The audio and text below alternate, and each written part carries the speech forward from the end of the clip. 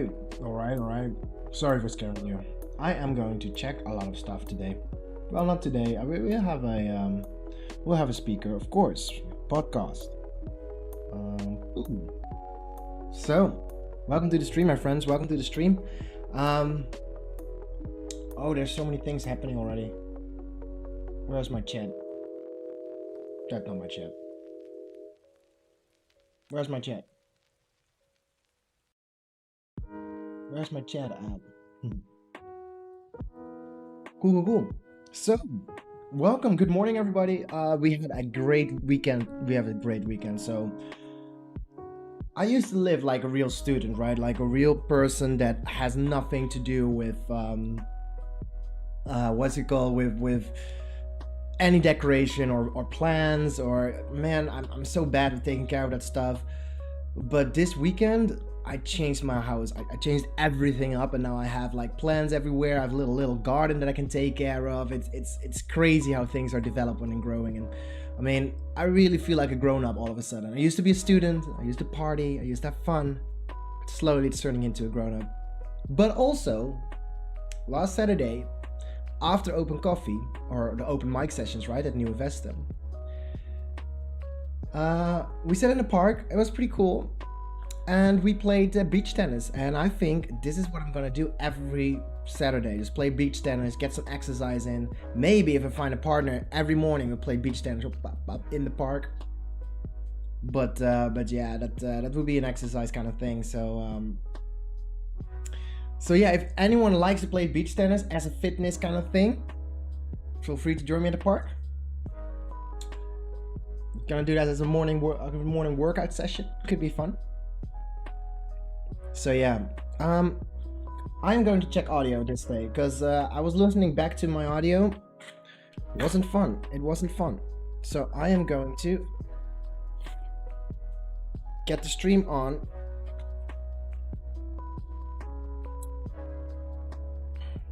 Are you serious? Why so serious? I need a cable for that.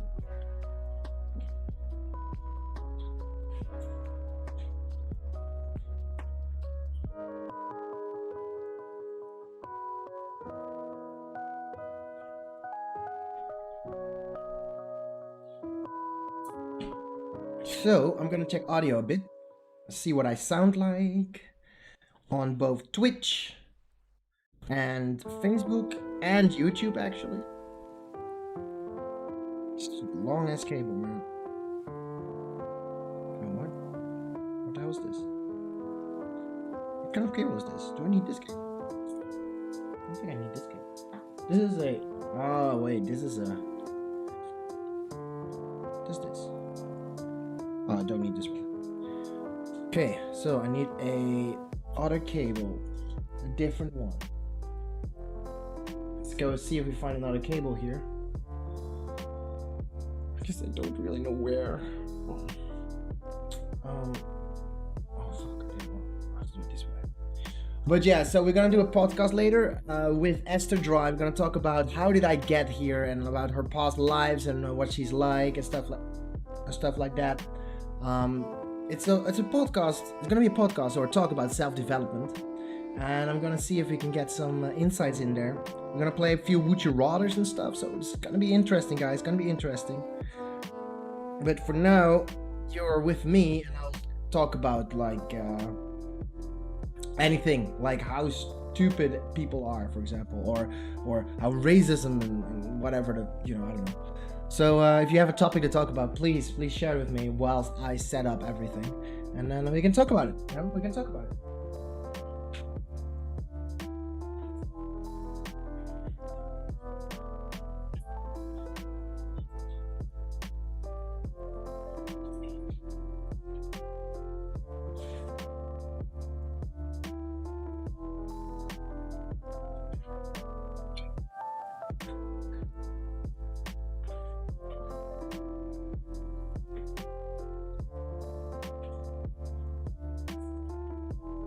Cool.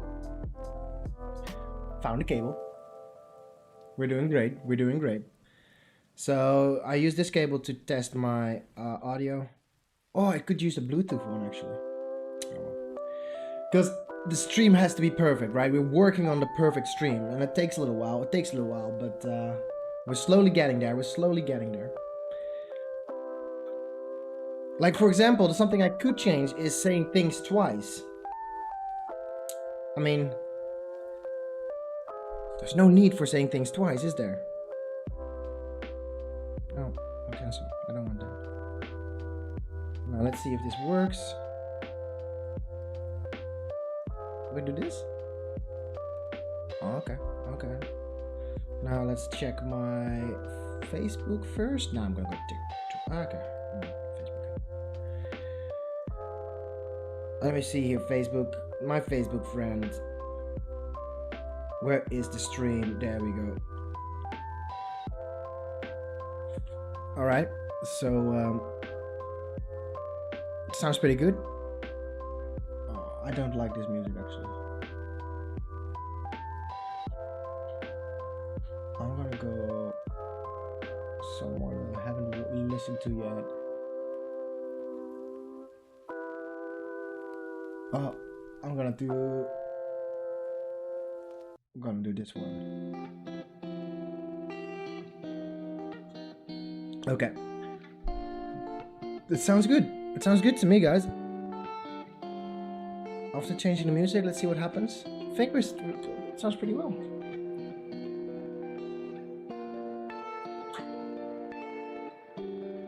I'm not complaining. Okay. Let's go Twitch. How's Twitch sound? Twitch.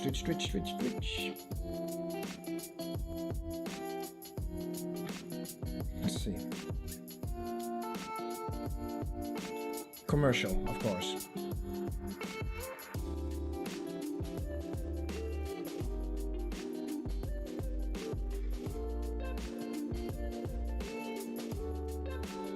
That's pretty stupid.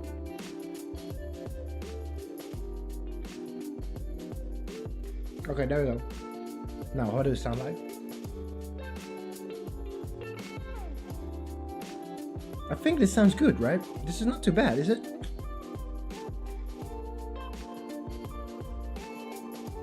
What if I just press another streamer? How does this sound? It's about the same. It's about the same. Okay, we're just good. Do I check YouTube? Nah, that's too much of a hassle. I'm not gonna check YouTube. Good, I'm happy. I'm gonna put this cable actually in my backpack. Useful. All right. So yeah, welcome to the stream. Before we start the stream, I got a message to all you billionaires out there. I know there are so many billionaires watching this stream right now, and like millions of billionaires are there. And message to all you billionaires out there, I'm starting a company. I want to start a company that's focusing on this, you know, the confidence of introverts or confidence from within. And I need 300,000 euros to help people. I want to create this platform for coaches from different perspectives and different personalities to offer their services without having to think about money. And I want to help them out, and I need 300,000 euros for that. So please, billionaires, if you get the help, if you get this message, and you are a philanthropist, you know, you want to give back to society, think about me. I'll treat you well. So yeah, that's my message.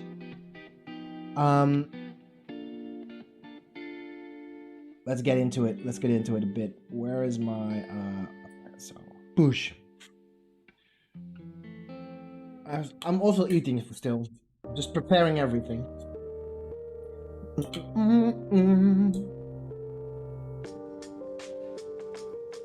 Did my little message.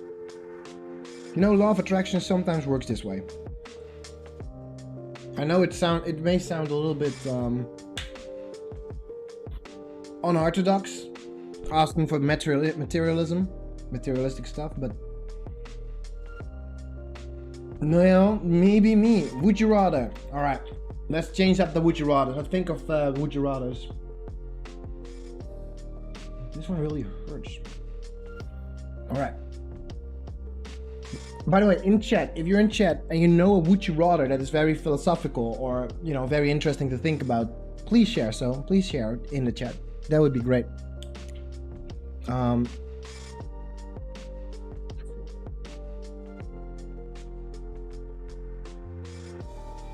So what would I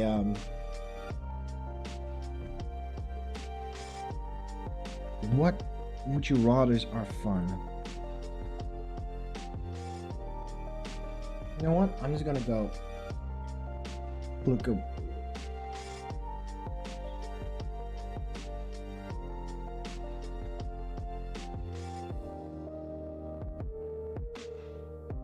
Isn't there a link somewhere?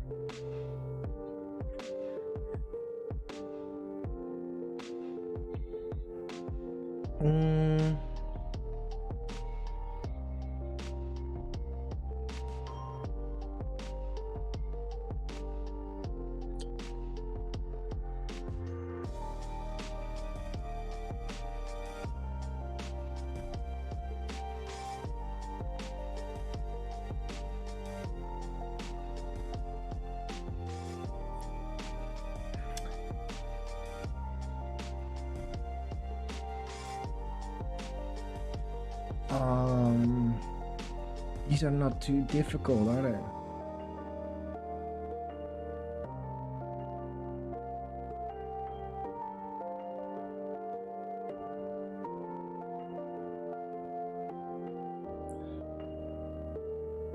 So too morbid. Would you rather be transported permanently?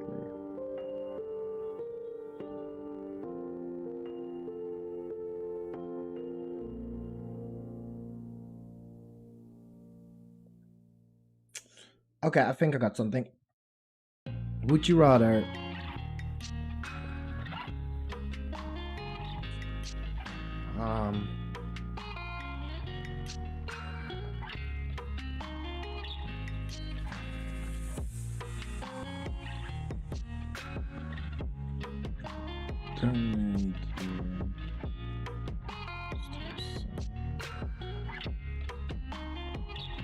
or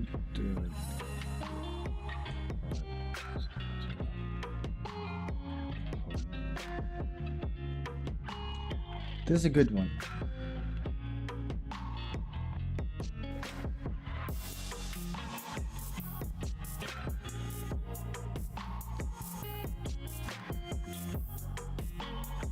That's a good one. This is a very, very strict one.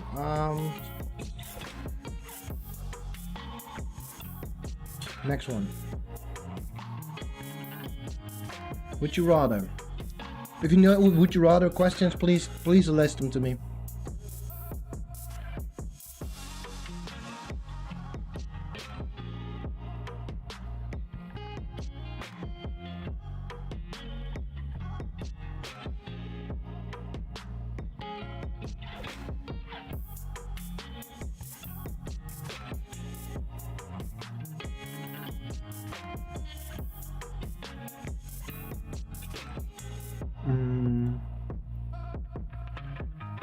Would you rather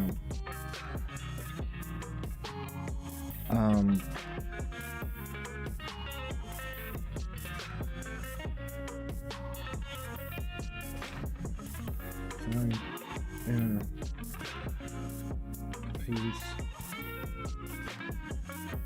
go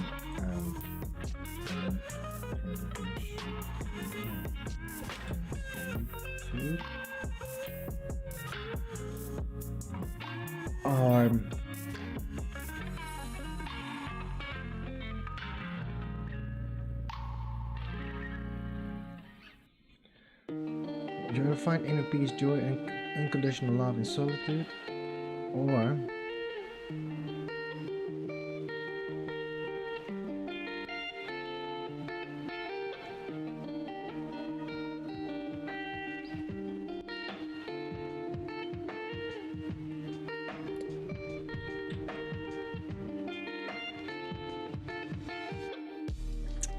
no, I don't like it. I don't like it. Oh man, would you rather's are difficult, man. There's only the second one. Would you rather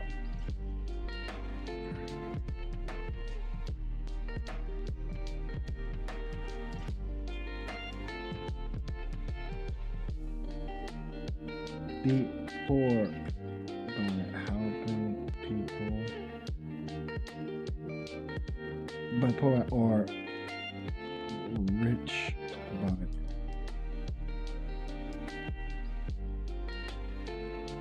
rich? Rather be rich in solitude. Is it difficult? Be poor, be homeless. I should be homeless.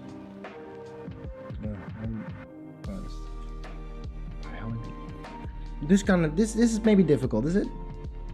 This feels difficult. I think this is difficult.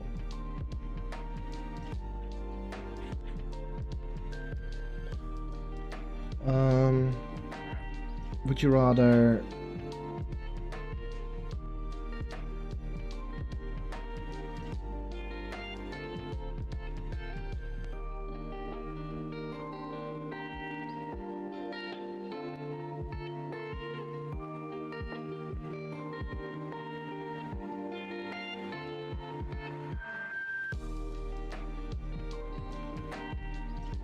help 2,000 people by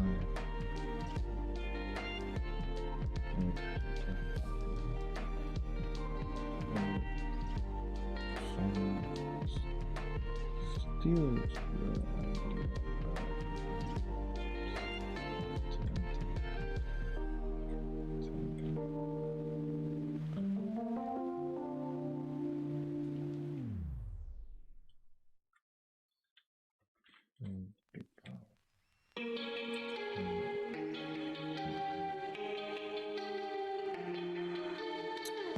No, I don't like this. I need good would you rather.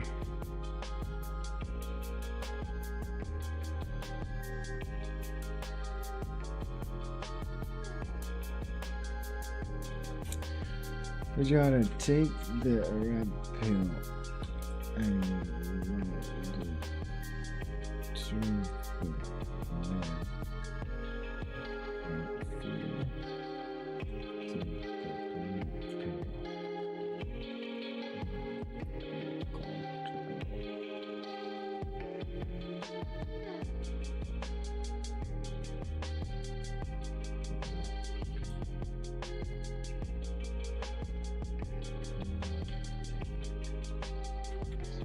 I like this one. I just like this one.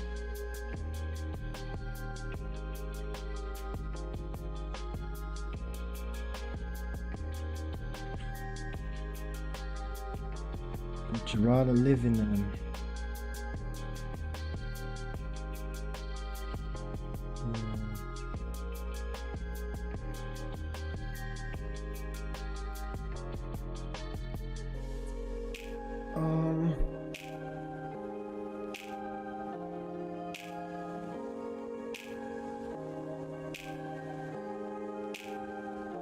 Would you rather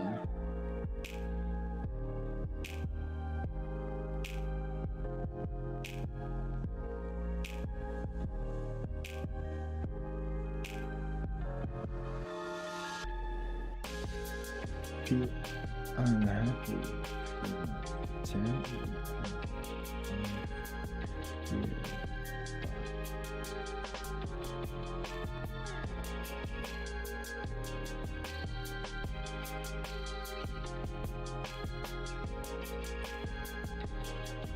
Would you rather be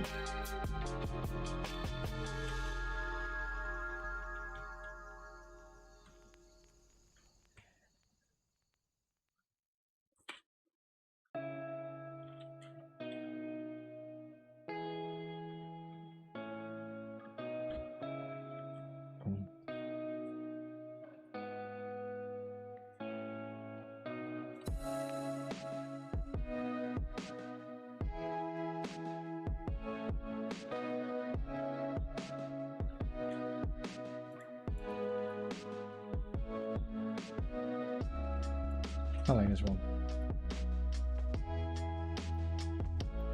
Okay. And then last one. Another would you rather, guys. Would you rather um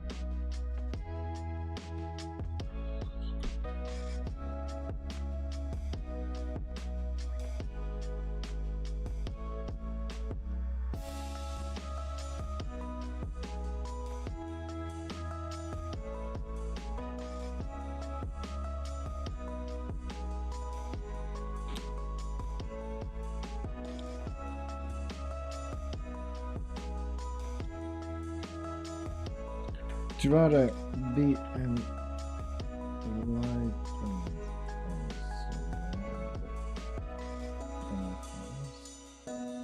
somewhere others get and light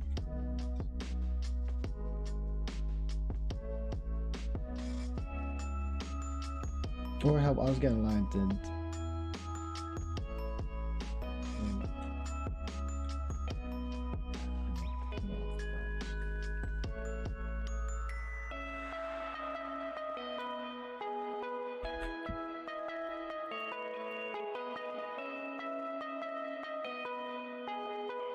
Ooh, this is a difficult one.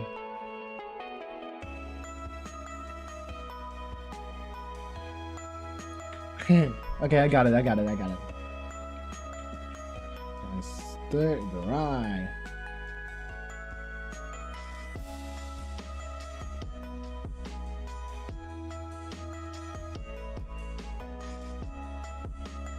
Cool. I think we're about set. So,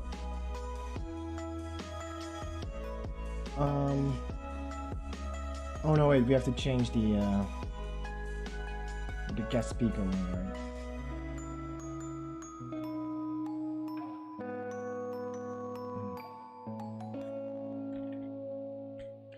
Because this one is not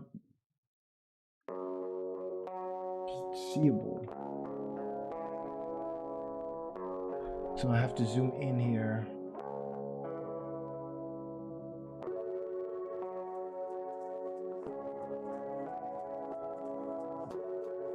Should I do that?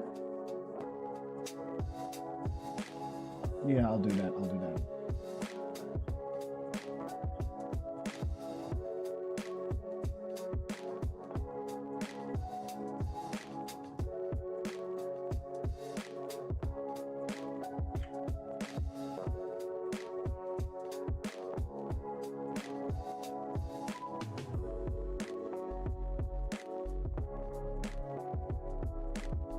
No, this is not smart, is it?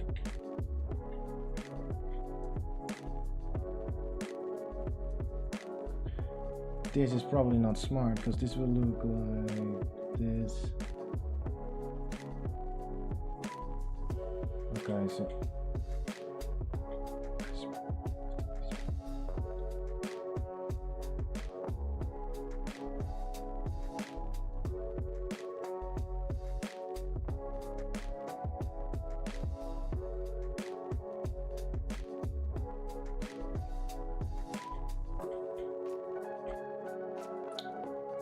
fuck. Let's make it work, guys. Let's make it work.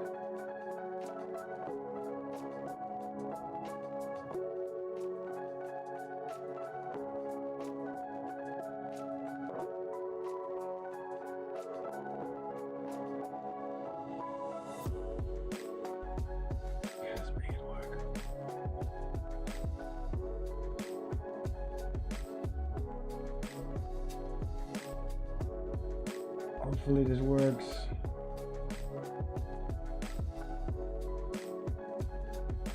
Oh shit.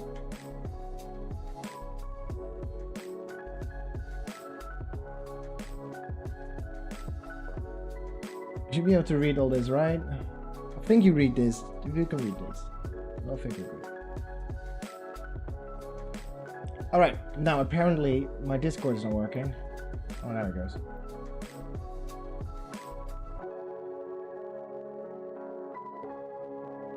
Yeah, we good.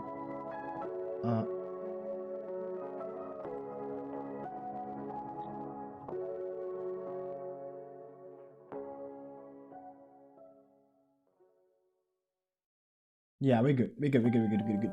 All right. So, what are we gonna do during this little hour? So we got an hour from 9:30 till 10 that I don't have actually something to talk about. So I should think of something, right? I should think of something. Maybe we should play some. Nah, I'm not gonna play chess. Thought provoking. Let's click here. 202 philosophical questions. Okay, guys, let's go through this one. All right. No, wait, I want this one.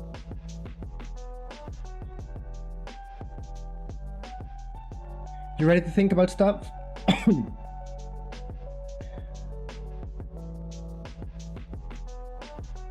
What harsh truths do you prefer to ignore? I don't really care about truths, actually. Yeah, what's your opinion about this, chat? What do you think about truths? Do you value truths? Just sit up straight here. I don't care about truths, to be honest. It's never influencing me at all. So, no, I don't care about truths. Truth doesn't care. Don't matter. Is free will real or just an illusion? Oh, that's a good one. I like that. What do you guys think? Do you want to interact with me? Do you want to talk with me? So I believe, let me just talk and you guys just give your opinion, right? So, is free will real or just an illusion? We're doing this one. And yeah, free will, there's actually only two choices you can make. You can make the choice of rational thinking or the choice of intuition. That's your free will. You can freely choose to go for the comfort zone, which means you'll live a satisfied life. There's not really a lot of scary stuff. You won't, be sad as much. You'll live a satisfying life. But if you choose, that's the only free will, by the way. There's no other free will. The moment you choose one of them, like intuition or rational thinking, that's the only choice you make, and then your life is kind of planned out for you. Because I don't think free will does actually exist. Like, all your choices usually are influenced by fear, and fear is something that is making your choices for you, basically. Like not wanting to die, even though we don't really know why we shouldn't die, basically. It's just somewhere inside of us we don't want to die, which doesn't make sense to me, right? So if you live in the comfort zone, then if you decide to live in the comfort zone, then your life will always be determined by that fear of wanting to survive. So there is not a lot of free will there. However, if your life is led by the intuition side, like, or your path of your heart, or your purpose, or whatever, like this very vague spiritual kind of way, if you choose that path, then there is sort of free will. But if you believe in that path, then you believe that everything is scheduled for you. Like, there is no, you just follow the path and you just do whatever it feels right to do, and you're led by intuition. So your intuition is just telling you what to do. So I don't think free will really exists. And if you think about it in government kind of things, they really want you to feel like you have a lot of room and space to go. But if you really want to go places, then it's all of a sudden very difficult to get really off the grid. So free will is just an illusion. I feel like it's not real, and you shouldn't want to have free will anyway. Like, it should not be your main focus or your main goal, right? Okay, next one. Is there a meaning to life? If so, what is it? These are very difficult questions, man. Maybe thought-provoking, right? So to me, the meaning of life is being happy, basically, or finding joy, I should say. Being joyful, experiencing joy. So there are, wait, what happened?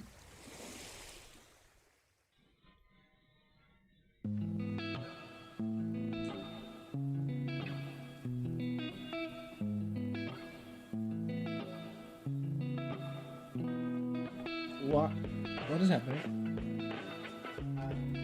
Being happy, or finding joy, I should say. Being joyful, experiencing joy. So, what is the error? Why is there an error?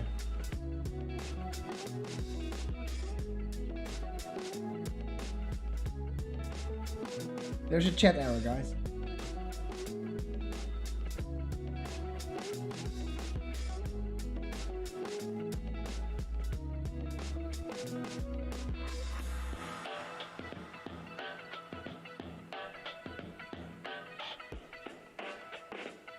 Oh, it's connected. Good, good, good, good, good. Yeah, we're back. Hello, friends. Should be good, should be good.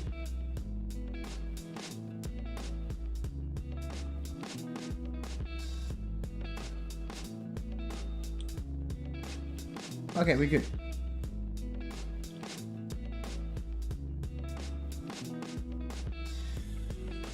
So yeah, there's meaning of life is finding joy, and how I see it is that we as humans, we are the son of God, or we're the offspring of quantum vacuum, and the cool thing about our being basically is that we can experience singularity.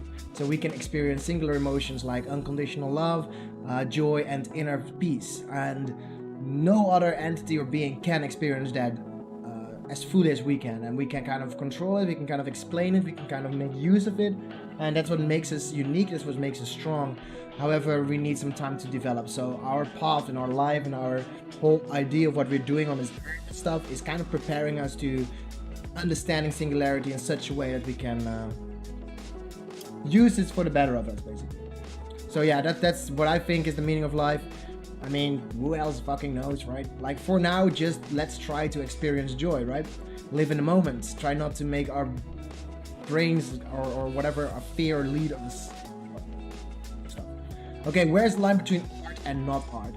So this is a very philosophical answer for me. Like, art is something that is completely focused on self-expression. That's what I call art. If you express yourself without any influence of rational thinking, but just expressing yourself, that is art to me. It doesn't have to be applied to any rules or such thing, but the moment you are thinking about art and you're trying to make art consciously, it doesn't work anymore. So if you are not if you are guided by intuition, I would say, or self-expression, or complete absence of fear, it's art. But if you are trying to make money out of it, or you're trying to survive, or you're trying to please people, or their extrinsic motivations at play to create like a painting or poem or something, that's not art anymore to me. It could be wrong, right? It could be wrong. What should be the goal of humanity? I think the goal of... By the way, if you want to pitch in here and just share your stories and share your thoughts, feel free to. Just type in the comments. Like, if you're on Facebook, type a comment and it will pop up on the screen and I can read it.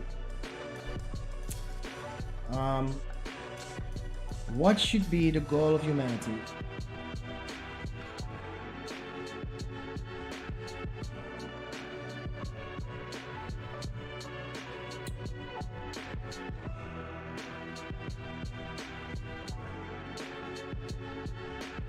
I don't think humanity should have a goal, actually.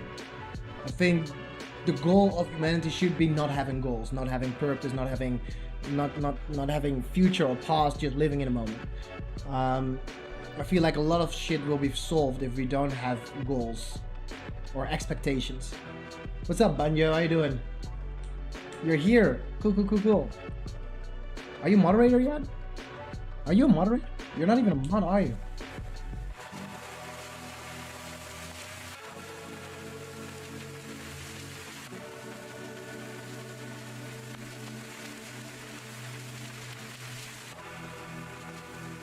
You're a moderator now, yay!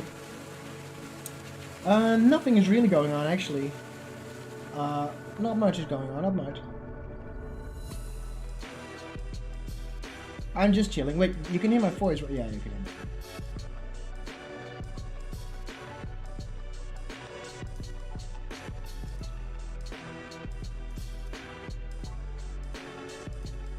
Just made you moderator, so if stupid people show up, you can ban them, you know? Or time out them. So yeah, that's what I did to you.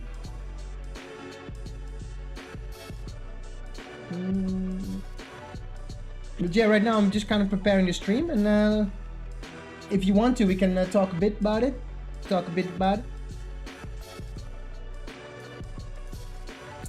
So, my question to you: what does it mean to live a good life? What is a good life from your perspective, my friend Banjo?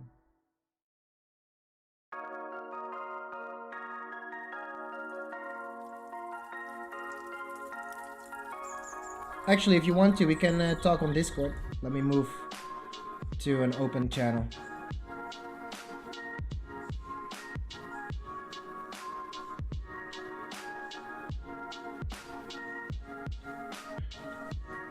Let me move and I'll invite you.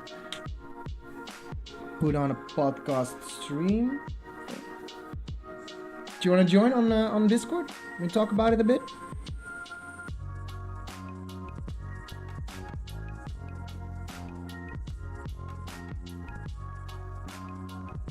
No? Okay, we'll be chilling. So to me, having a good life is a life without fear, basically. If you're not afraid of anything, you're living a good life. Because I feel like to be the best person you can be and achieve your life goals. Okay, cool. We can be in Discord. Cool. Let me set it up actually.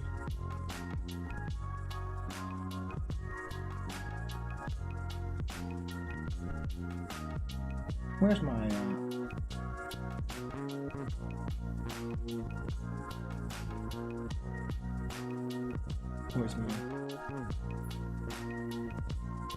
Let's talk about it, man. We'll talk about it. I'm interested. Oh, shit.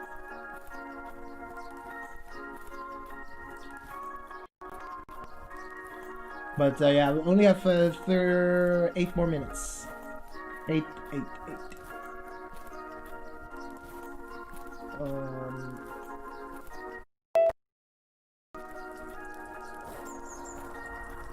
Yeah, that works.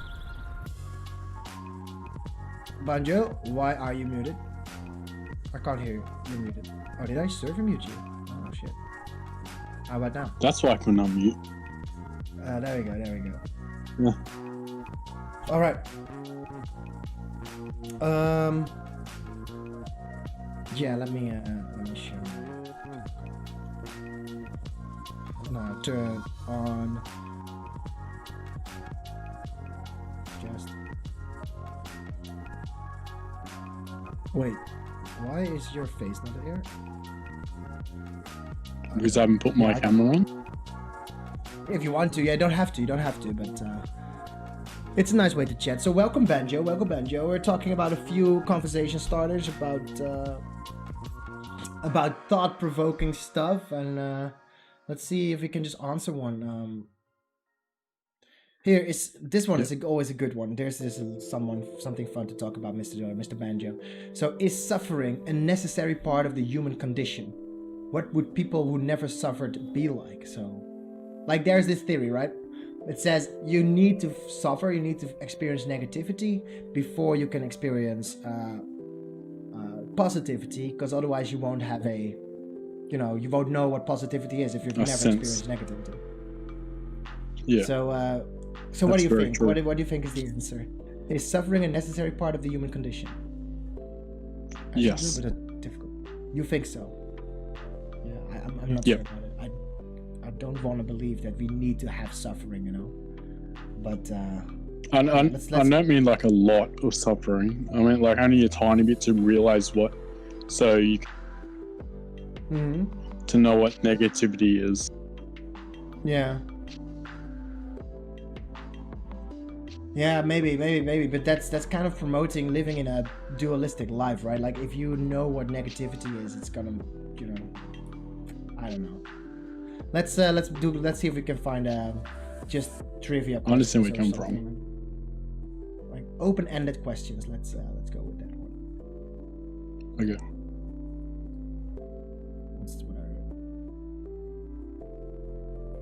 Oh, here. What was your worst travel experience? Do you want to talk about that? Sure. I only just got my license 3 weeks ago, and my worst travel experience was going up to Brisbane. Okay. Very, very scary when you go like 1,000 kilometers in like 3 days. Yeah. And especially it's like 2 days after you get your license. Damn. So you've been traveling for that much already? Yeah. Sweet. So how was that then the worst travel experience? What made it the worst one? Because you just there's a lot of idiots on the road. Yeah. Wow. Okay, so you're traveling. It was just the road was just so scary. But how was the view and stuff like that? Like the location, was that good? Yeah, it was amazing. Awesome. Okay, sounds pretty good, man. Yeah. Sounds pretty good. But yeah, I can understand that traveling on the road with your motorcycle or with your bike is a bit could be a bit dangerous, especially if you're going for 1,000 miles or 1,000 kilometers, you know, in 3 days. Yeah. Yeah. Yeah. Let me see. Let me see if there's a cool question I can ask you. I'm just going through this because you know, asking questions and getting to learn what type of questions is pretty good.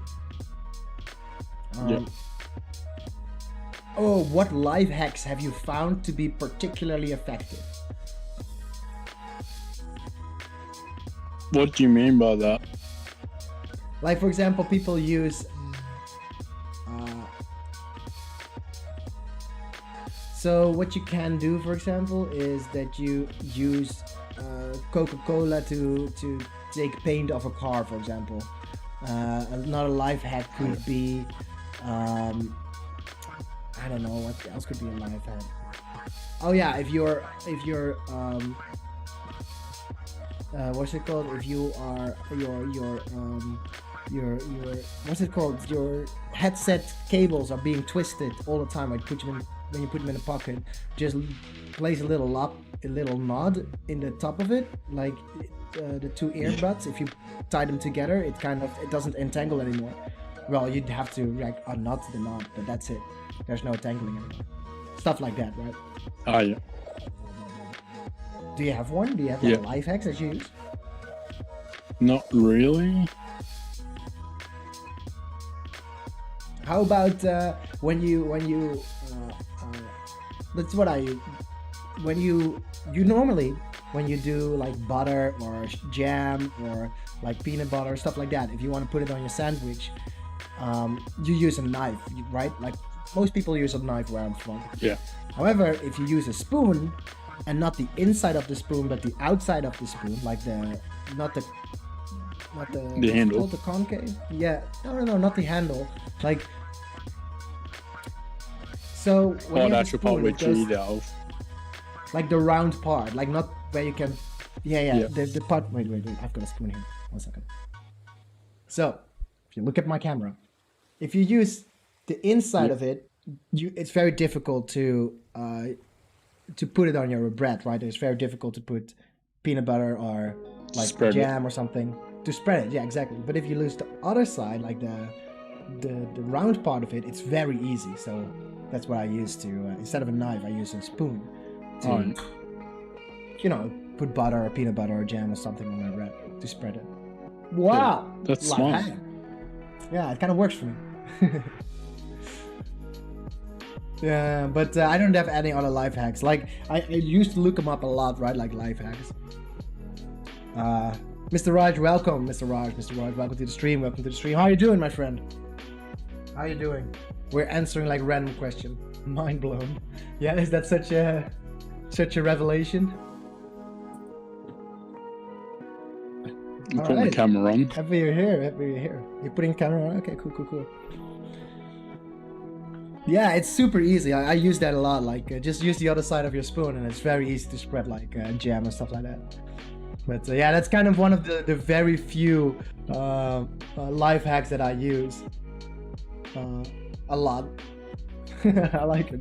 No, Mr. Raj. Yeah. Mr. AJ. Mr. AJ, is it Mr. AJ 2007? Maybe there are letters there. So what would that spell? Soul? Like, I'm trying to make sense out of your name,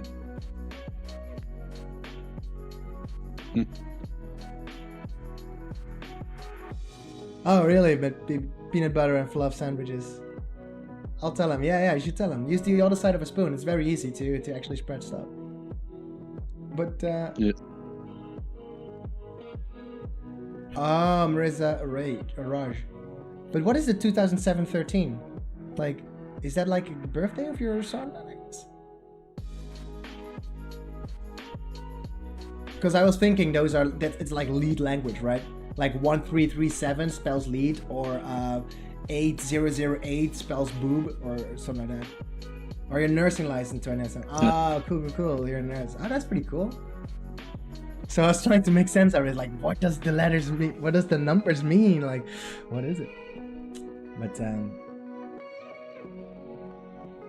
But let's do some would you rathers before the wait. Oh no, wait! I have to set up the. Okay, we can do one more. My friend. Yep. 13 is when I made the Gmail account. All right. I don't really have to know everything about you, but it's cool to know a lot about you actually. I'm assuming your name is Marissa then, I guess. Welcome to the stream, Marissa. This stream is about self-development, and we're gonna get into a very awesome podcast with Esther Dry. She's been talking about how did I get here, and basically we're focusing on how life kind of shaped you into the person that you'll become. And she did a sort of TED talk, I guess, for coffee. She was just talking about her personal life, and today is going to be a podcast about it. And I've got some cool things to prepare. But we can play one more Would You Rather? Would You Rather? Is there a Would You Rather?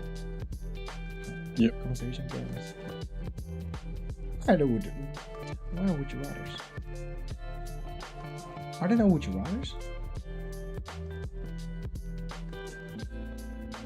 Would you rather questions? There we go. Okay. So I'm gonna go with the deep ones. Good would you rather questions. I'm gonna go with the good.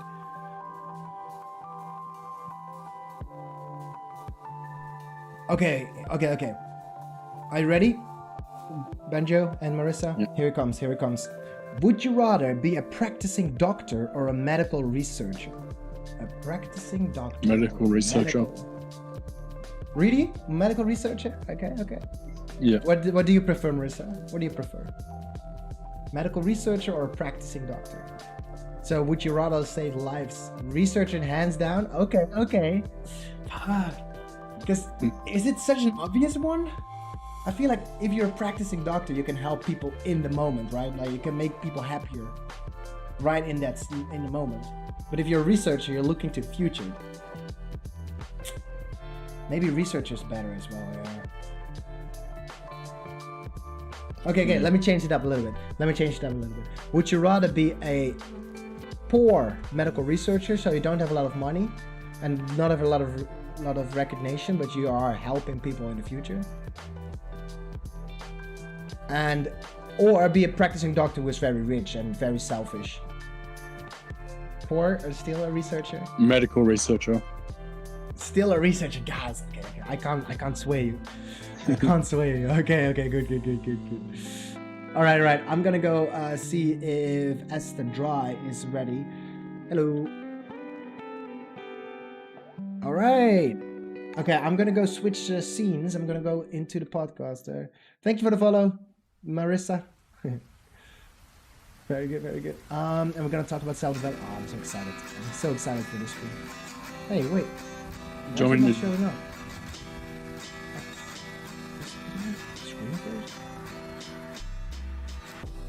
Wait, what happened? Why does it not show? Do you want me to leave the channel? No, I'm moving somewhere else. Because I'm trying to make it work. What? Like your face is here, but it doesn't show. Wait. I'm gonna use you as a help. What's it called? Not this one. Discord left.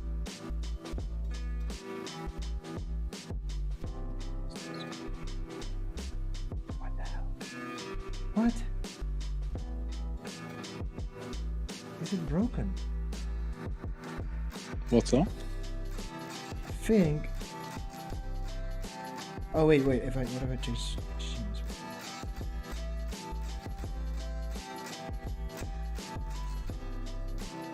What is going on?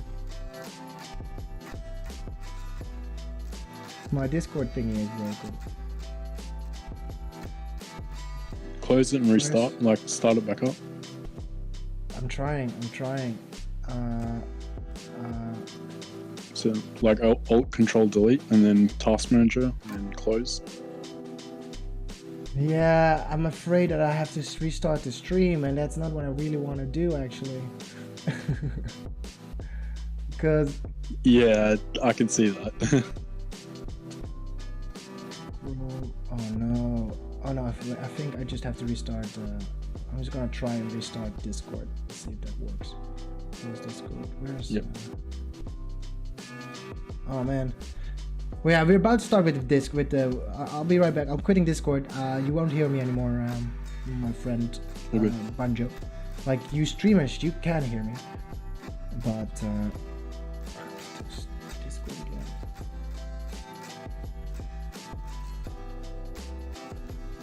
Connecting Discord. Hey, we're back. Yep.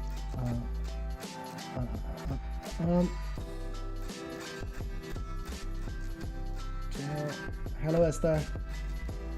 Okay, I'm here. Okay, good. I've got to fix this. Thank you for your patience, friends.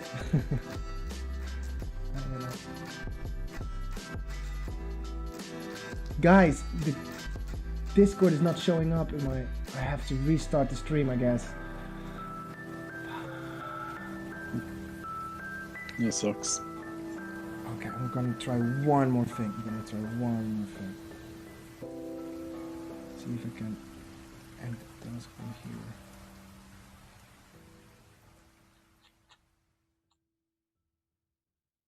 Oh god. I'm panicking, guys. I'm panicking.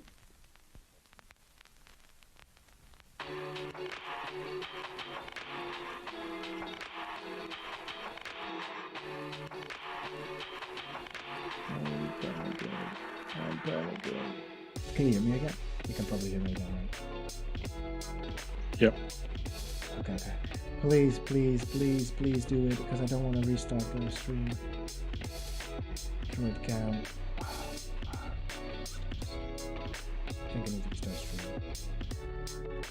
Yep. Alright, maybe I can add a display capture. No, wait, what's it called? A window capture.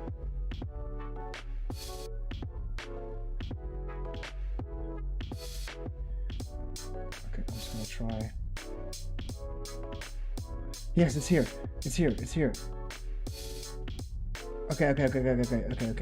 Okay, so what if I do it now? What if I do this?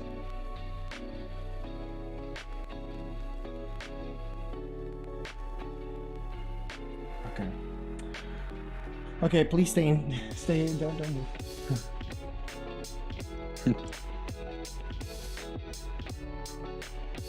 You guys can see me panic, right? I've got a few seconds until this is... Put your face there,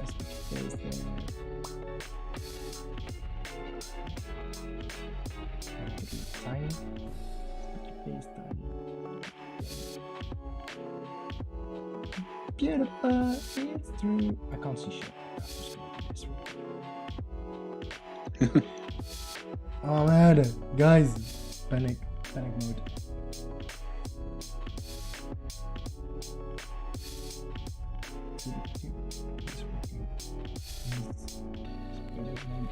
Oh shit. Okay. The window capture should be... What? Did I do it? Just remove this one. Okay. These are not working anyway. Stupid things. There's just jump. Just paste this one. Move it all the way.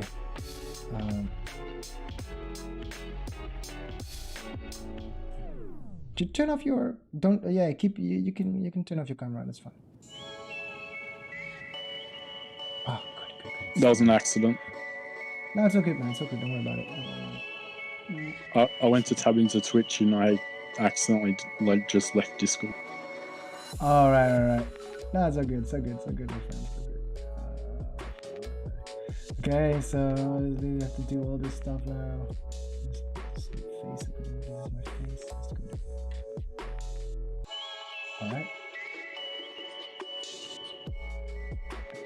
I don't know.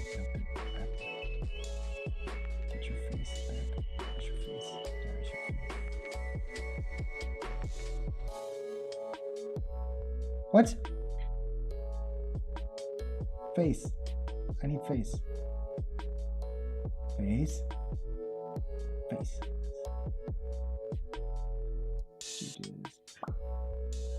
This looks good. This is pretty good. Okay. Now I'm gonna go to Esther.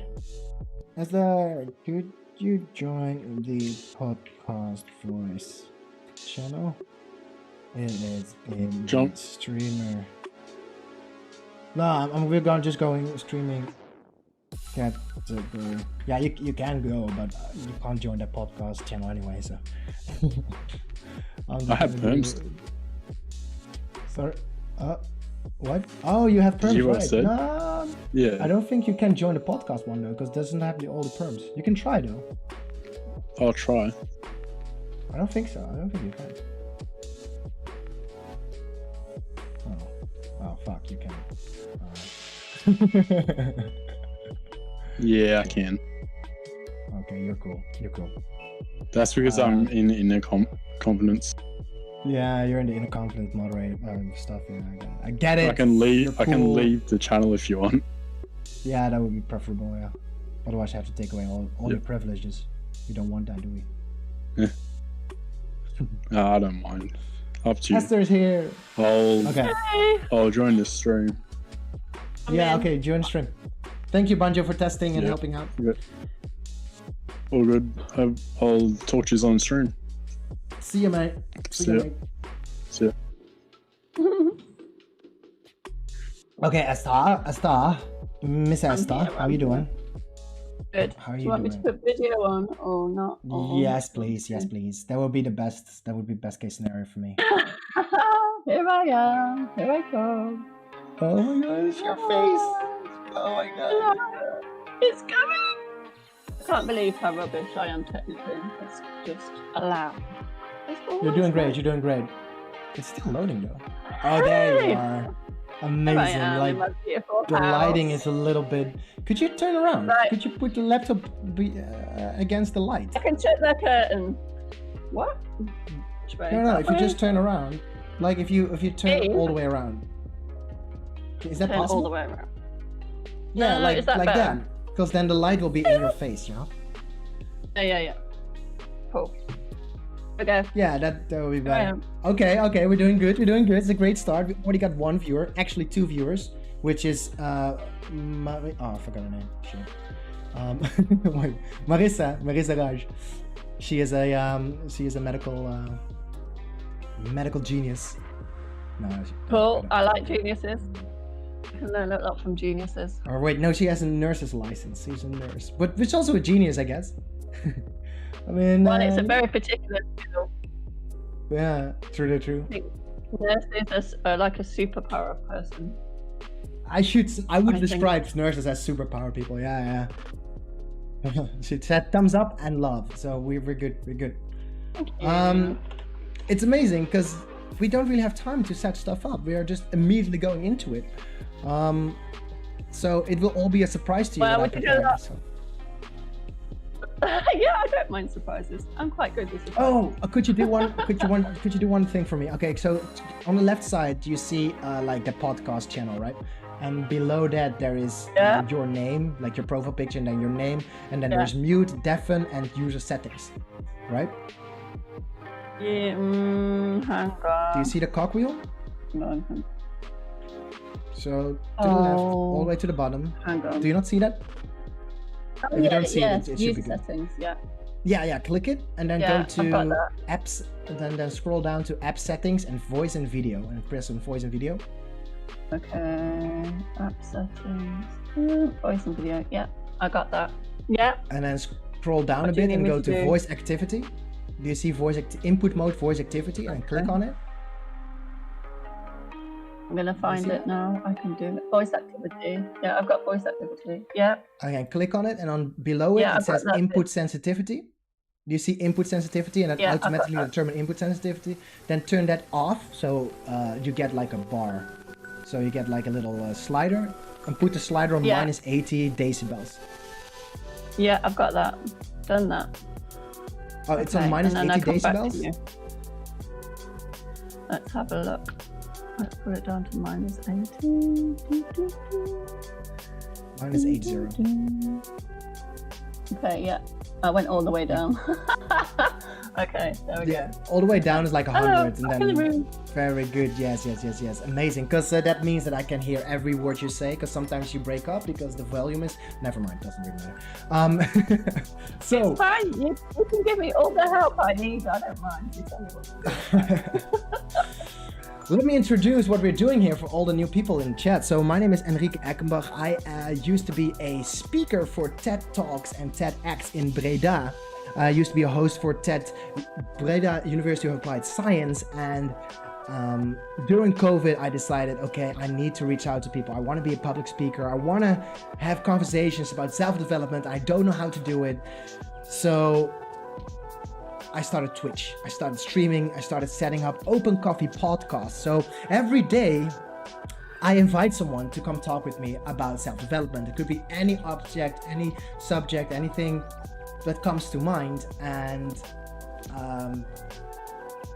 today we have Esther Dry, because Esther Dry is a beautiful woman who would love to share self-development things. She is a coach, and we're gonna have a conversation a little later.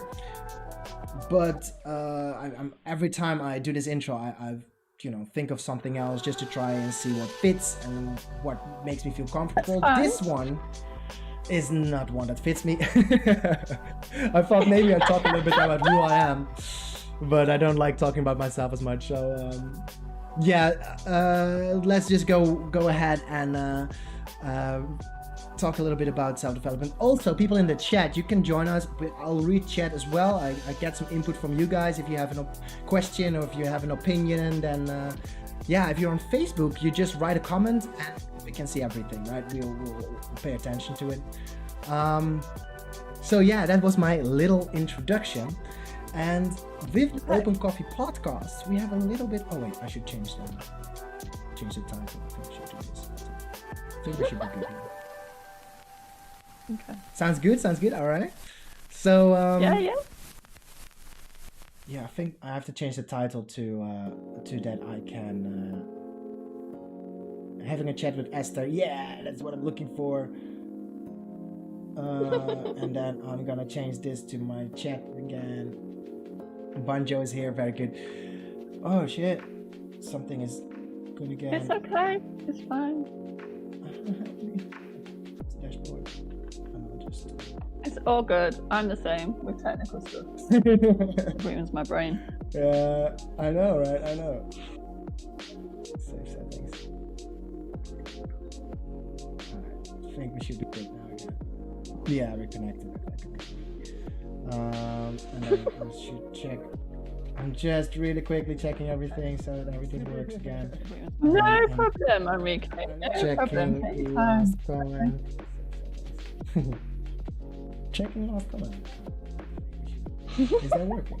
Yeah, I don't think it's working. Oh, it's working. Okay, good. We're on the line. Just really quick. So instead of an introduction, like a general, like how old are you, where you're from, what you do for a living, yeah, I don't like that. So I am gonna go and play a introductory would you rather with you. So I get to know you on a little of a personal level, right? A little bit deeper. Of course, so are you ready for the would you rather questions? Esther Dry. I love it. Go for it. Let's see what happens. Okay. We're gonna start off a little hardcore. Okay. Let's play. Actually, I'm gonna switch it up.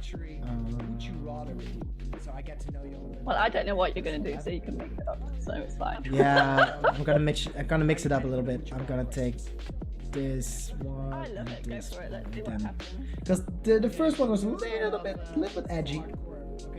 Okay, so would you rather? I need to close fear. Oh shit. Well, I don't know what you're gonna do. I'm exactly the same as you. Technology. I'm like, oh, what am I doing? What's going on? Oh. True. I'm supposed to be an IT pro. I used to be able to have a handle on this stuff. Okay, so.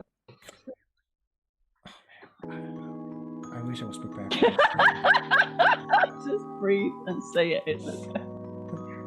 I'm so excited. Okay, would you rather? Are you ready, Esther Dry? Would you rather? As ready as I can be. Would you rather be homeless by helping people, so you're helping a lot of people, but you're homeless, right? But you're helping. Mm-hmm. Or be rich and you live in solitude. Oh, I don't really like solitude that much. So, Okay. I think if I chose to be homeless and look after That people, means your family is with you, right? Like you have a family. Yeah, With the solitude, your family comes with you. yeah.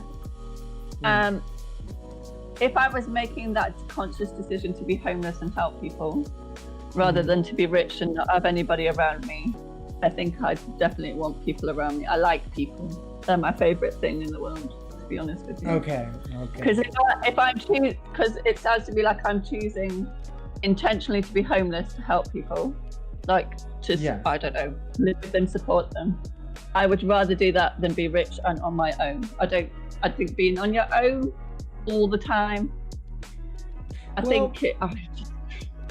you're not completely on your own, right? You're with your family is with you in the solitude. Like they can have friends and stuff, but they can't have friends come over. They have to always go to their friends.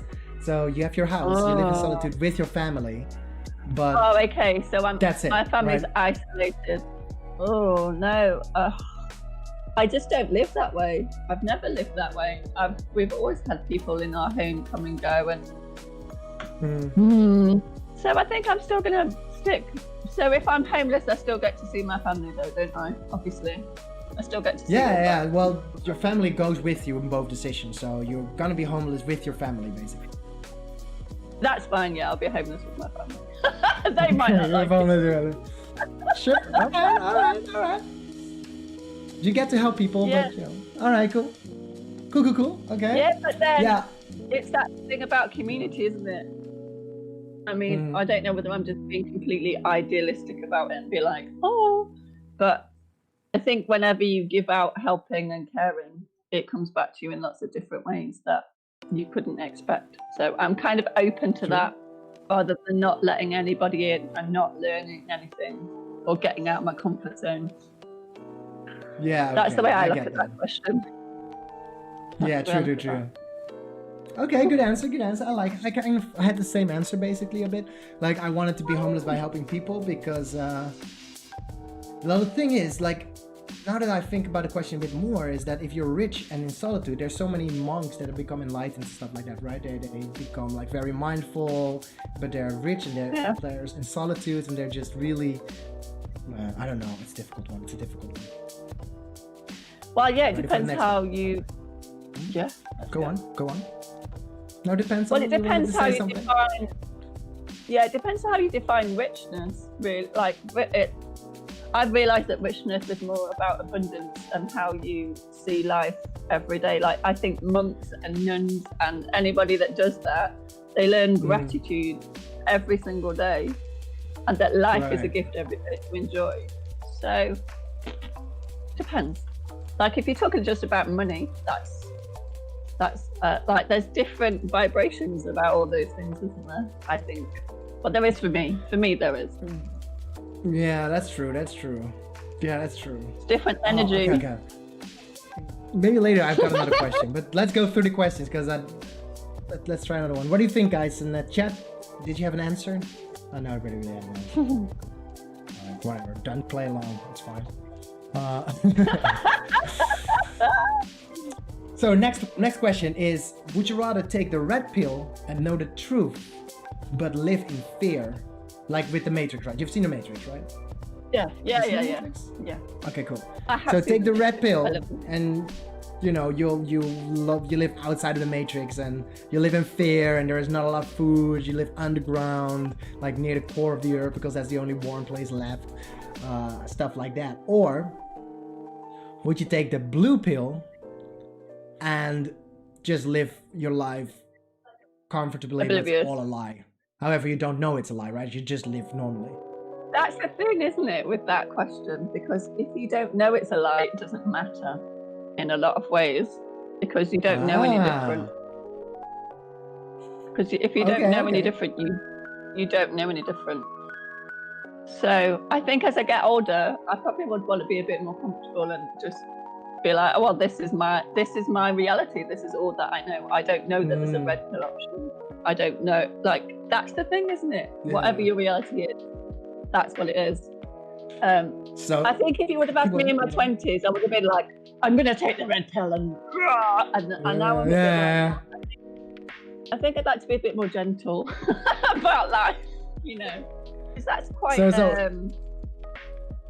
If I would make the answer a little bit more interesting and would say, like, would you rather live a comfortable lie or know the truth all the time, the whole truth? I'm a bit of a bugger, like in the sense that I've always wanted to know the full truth. That is just the way I operate, and even if it's uncomfortable and a bit scary, you actually get through that. Like you don't really stay there because no, truth is, even if, like, you know, I know some deep truths about myself and other people, and it doesn't mean that I use it against me or them. I think I do think it's powerful to, but their truth is their truth, and it's like reality is such a right. It's such a complex experience, Enrique. But I tend to always want to go for the truth. That is the okay. So how about this then? Oh man, this is a fun one. I'm gonna push you a little bit more then. Go for it. So, would you rather someone like it's gonna be maybe a little bit too close to home, I guess, but so would you rather that your husband or boyfriend or whatever walk up to you and say, hey, I'm not in love with you anymore and I want to break up with you?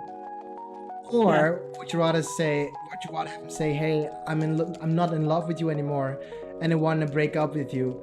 Oh, by the way, I've always also been cheating on you for the last, I don't know, month. Well, I mean, that's the full truth, right? Yeah. I don't. I think either way I would accept it, because there's no point putting energy into something, a person, a situation, if it doesn't match where you want to be. I think I would feel more hurt by the second one, but then I would probably have more depth of understanding of why we got to where we got to. No, I'd still want to know. I kind of would want to know. You still want to know? Why. Holy shit! All right. Because then that gives me a chance to reflect and grow and work out.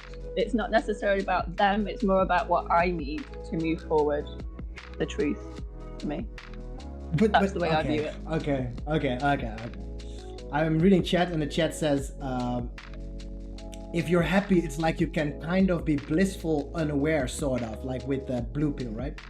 Like if you're happy, it's like you can be blissfully unaware. And the same thing, I feel like the same thing can apply with the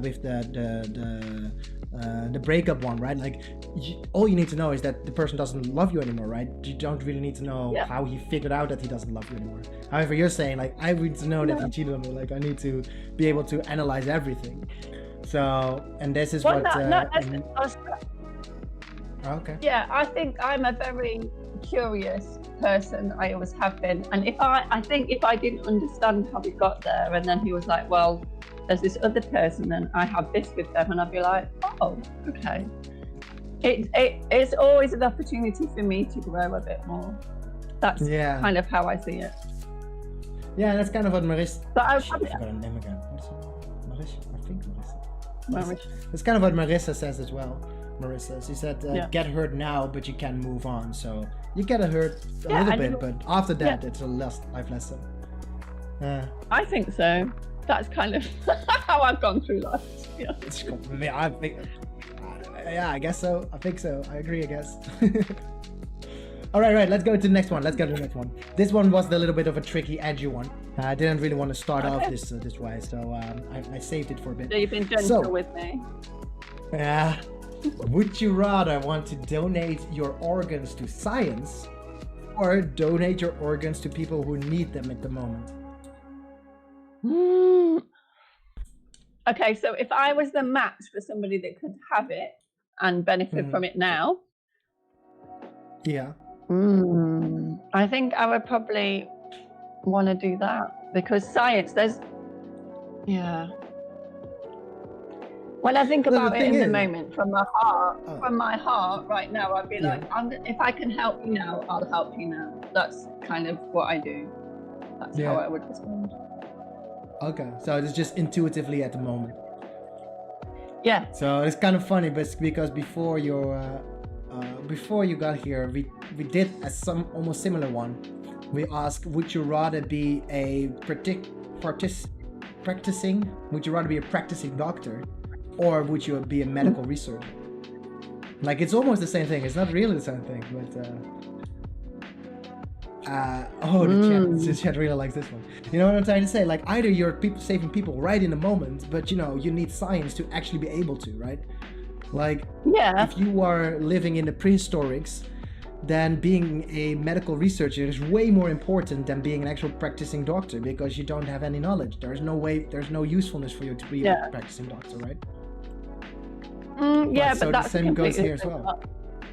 It's a different context though. Like, you need both essentially, but if I wanted to choose what I could do as a person, if that was just my choice, it would be to help, because I'm kind of like, if I can help you now, like I would just be like, I'm not the researcher. I'm not. We need both, and thankfully we do have both. But for me, I am very like, if I can help you now, I'll help you now. Let's see what we can do now. I think that's a very good decision. You can think about it for so long and go into it so deeply, but there's not really good answers. Just intuitively what you wanna do, right? Because you can donate your organs to science, but maybe the only person that's able to develop science is now gonna die because you didn't give him the organ, right? Like, the person who has the cure of cancer, like, all the way around could also be it. Now, because you didn't give your organs to science, now the technology is not being able to make like synthetic organs anymore. So a lot of people, something like that, right? So it's all about context, isn't it? So here the chat is Marissa says, Banjo says, I would rather donate my organs to a person because I would be saving a life. It's kind of the same thing that you said as well. And Marissa says, being an organ donor, your organs only go so far. I feel like if you donate to science, you can make a greater good. But on the other side of the coin, I am an organ donor. So she's also, so she's kind of, on the same page. It's a difficult one. It's a very hard one, but I like the way you talked about it. I would also save the person right now. I think I would just do it. And just say, okay. Is that there'll be other people that will be like, oh, you can have my stuff when I don't need it. Or, I don't know. I think it's that thing of, we're fortunate that we have different types of people that will either give to one bit or give to another, and that's kind of how the world goes round. Anyway, all right, that's a bigger answer. I think we got two more. So this is also a fun one. I just thought of this morning. Be unhappy for 4 years. Yeah, would you rather be unhappy for 4 years, but you reach your goals, or your dream, or whatever? You reach your goal, or be happy every day, but never reach your goals?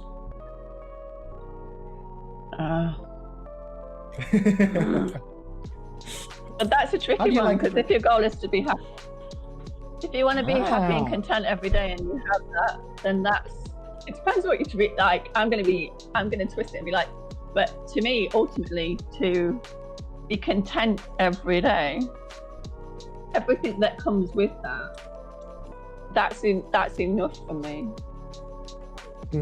Because once you're content and happy, the world is a different place. I've discovered this just through myself, and I have done jobs when I've been unhappy, probably for that amount of time, and I will always say no, because it's so stressful. It takes so much out of you, mentally, physically, emotionally. Like 4 years, that's a long time to suffer. I don't like the idea of that if you can choose to be happy. Well, to be happier and content. this statement was because I was thinking about my education and study life, and it's a 4-year study Yeah, course, yeah. and people are very stressed out about that. They're mostly unhappy because they're so stressed. Yeah. Yeah. But I think the interesting thing about that is that whole system that you get put in as well. It's not just about, it's a massive system, isn't it? Education. true. And the True. and the way it is, and the way you're expected to be in it sometimes is just a bit like, I have never done this before. Like, one, I've never done this before. 2, I'm learning something completely new. And 3, like, this is just hard, and I've got other people to deal with. I've got to find somewhere to live. I might have to learn a new language. So there's so many layers, isn't there? That's the thing to me. There's so many layers. There is That so many kind of- ways, of course.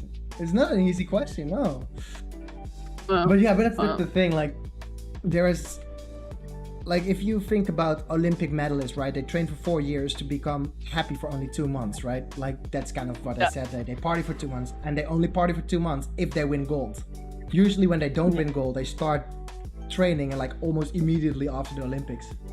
And to me, that's like, is it worth sacrificing 4 years of your life to be happy for 2 months, right? To have a chance of being happy for 2 months, right? I mean, the Olympics is the ultimate of the ultimate, isn't it? Like, that's a completely different focus and mindset. Like,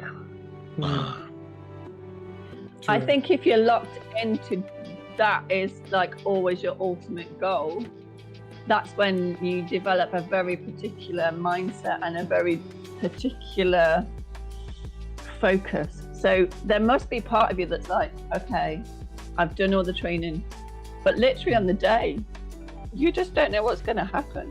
Like, there's that duality of it, isn't there? There's like, I've trained, I've prepared, I've got my mind, my body works. But even on the day, it's still like, I might do it, I might not do it. And I think that battle, when you're at that level, is probably the hardest thing to manage. Yeah. You know, because all the training in the world you can do, and it still comes down to that day and that moment in time where it's like, am I fully lined up? Because you don't know what everybody else is doing as well. Like, because I used to swim a lot. I was in a swimming team for a very, very long time, and I got to a certain level where they were like, "You're really good," but it was like I was going to have to really sacrifice my education a little bit to do it. And there was a part of me very early on that I don't really want to put all my eggs in this basket right now. I know I'm good and I could carry on, but I didn't feel like I was invested in that path enough for myself to kind of drop other stuff. Whereas when you become like an elite athlete, that is your whole life. There is nothing else. Yeah. There's nothing So else. that's kind of what of the sacrifice you have to be a little bit happy for, for a short amount of time. Like, to me, I would take be happy every day but never reach my goals. Like that's my easy answer to me.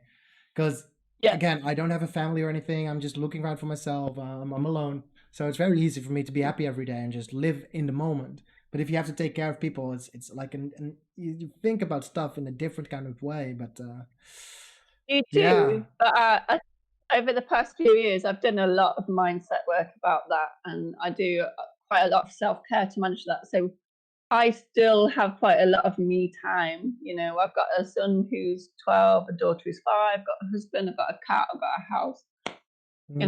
You could let that be the only focus, but you can create your own space and balance. Because actually, it gives me a lot more flexibility to do more. Actually, because it's interesting. How? But I've worked a lot on that.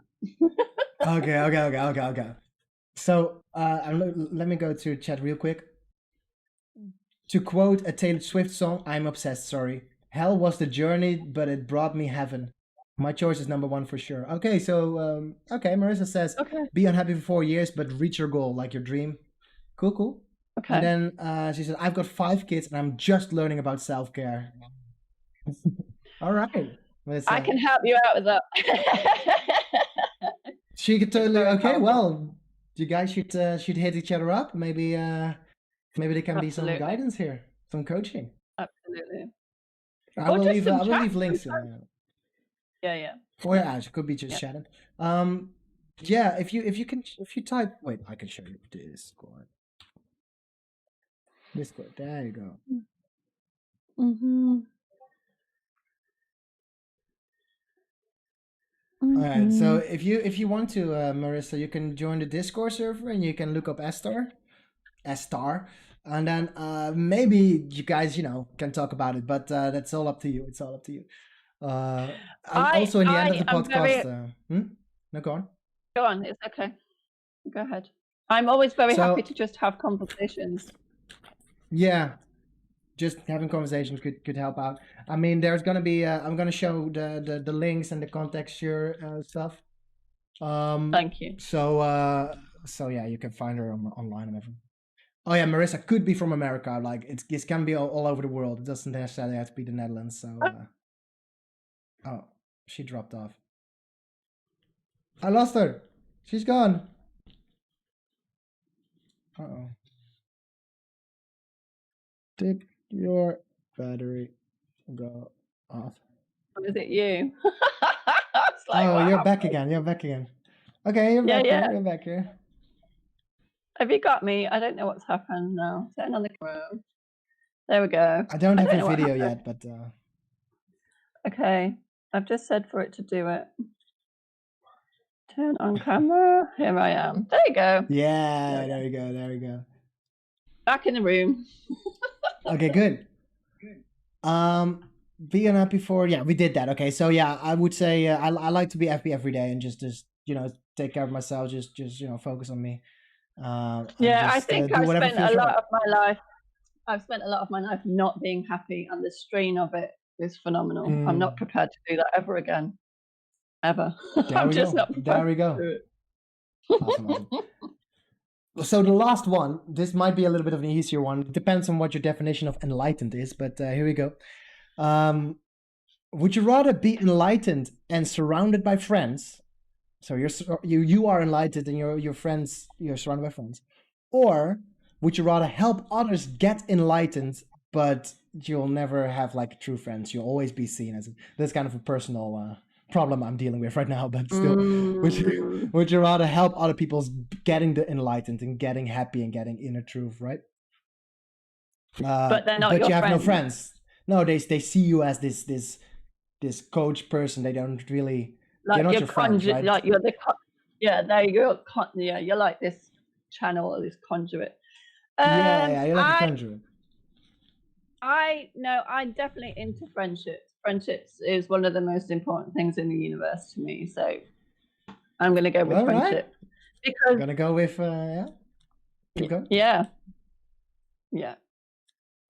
definitely friendship. But that's the hard thing sometimes. It is the hard thing. It's a little difficult. Oh my god. So I've got my chat my chat keeps ruining my life a bit, and I have to. My chat is ruining my life. Yeah, because it keeps turning on and off again. Okay. There we go. We're good again. Okay, so yeah, to me this is a kind of a personal thing because I noticed that the people that text me or around me or that I believe are my friends, they don't see me as their friend. You know what I'm trying to say? They see me more as a coach or people or someone that guides them or like a yeah. Well, you almost become this resource. You can feel like resource rather than an actual full entity of a person.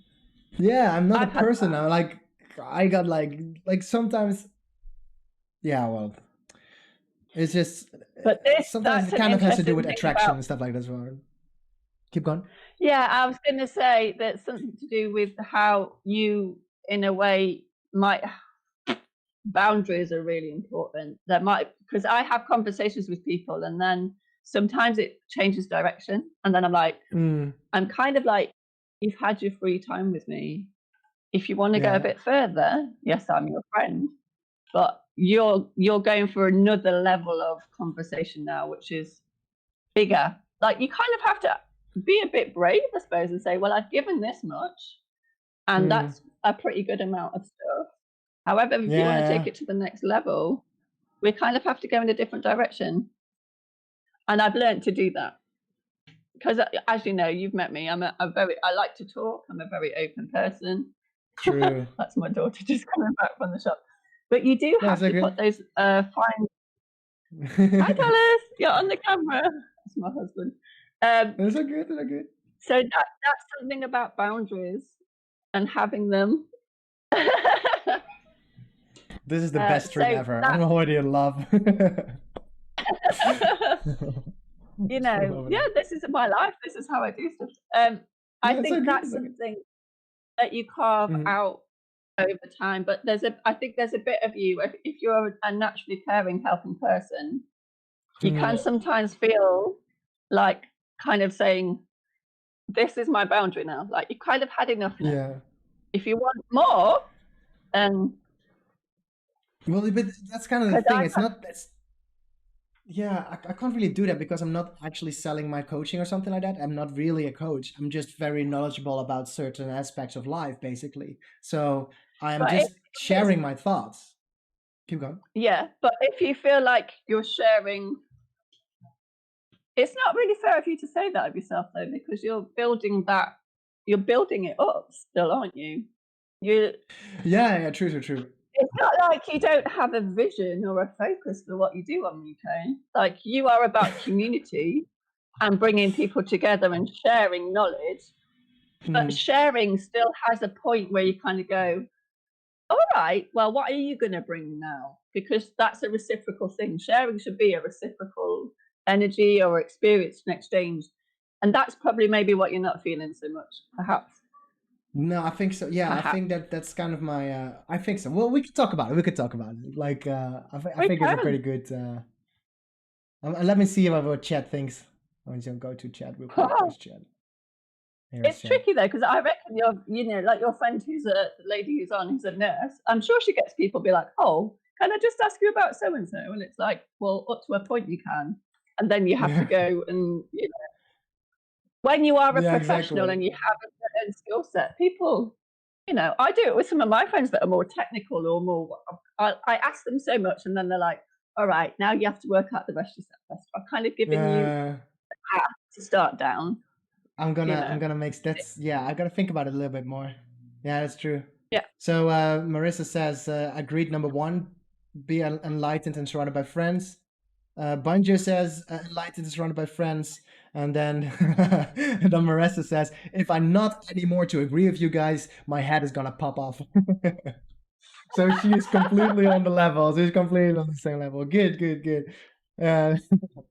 All right. Esther, dry. Let's get into it. So this was a little bit of introduction. It's been a long introduction, but I like this way of introducing, like just having a little bit of chat, just getting a little bit of perspective. Yeah.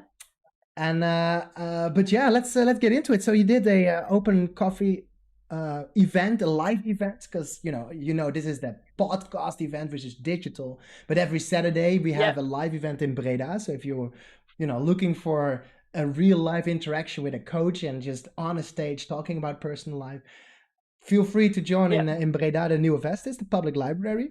And you did a talk about how did I get here, and so actually let's talk about that. How did you get here? What made you the person you are now? Many layers.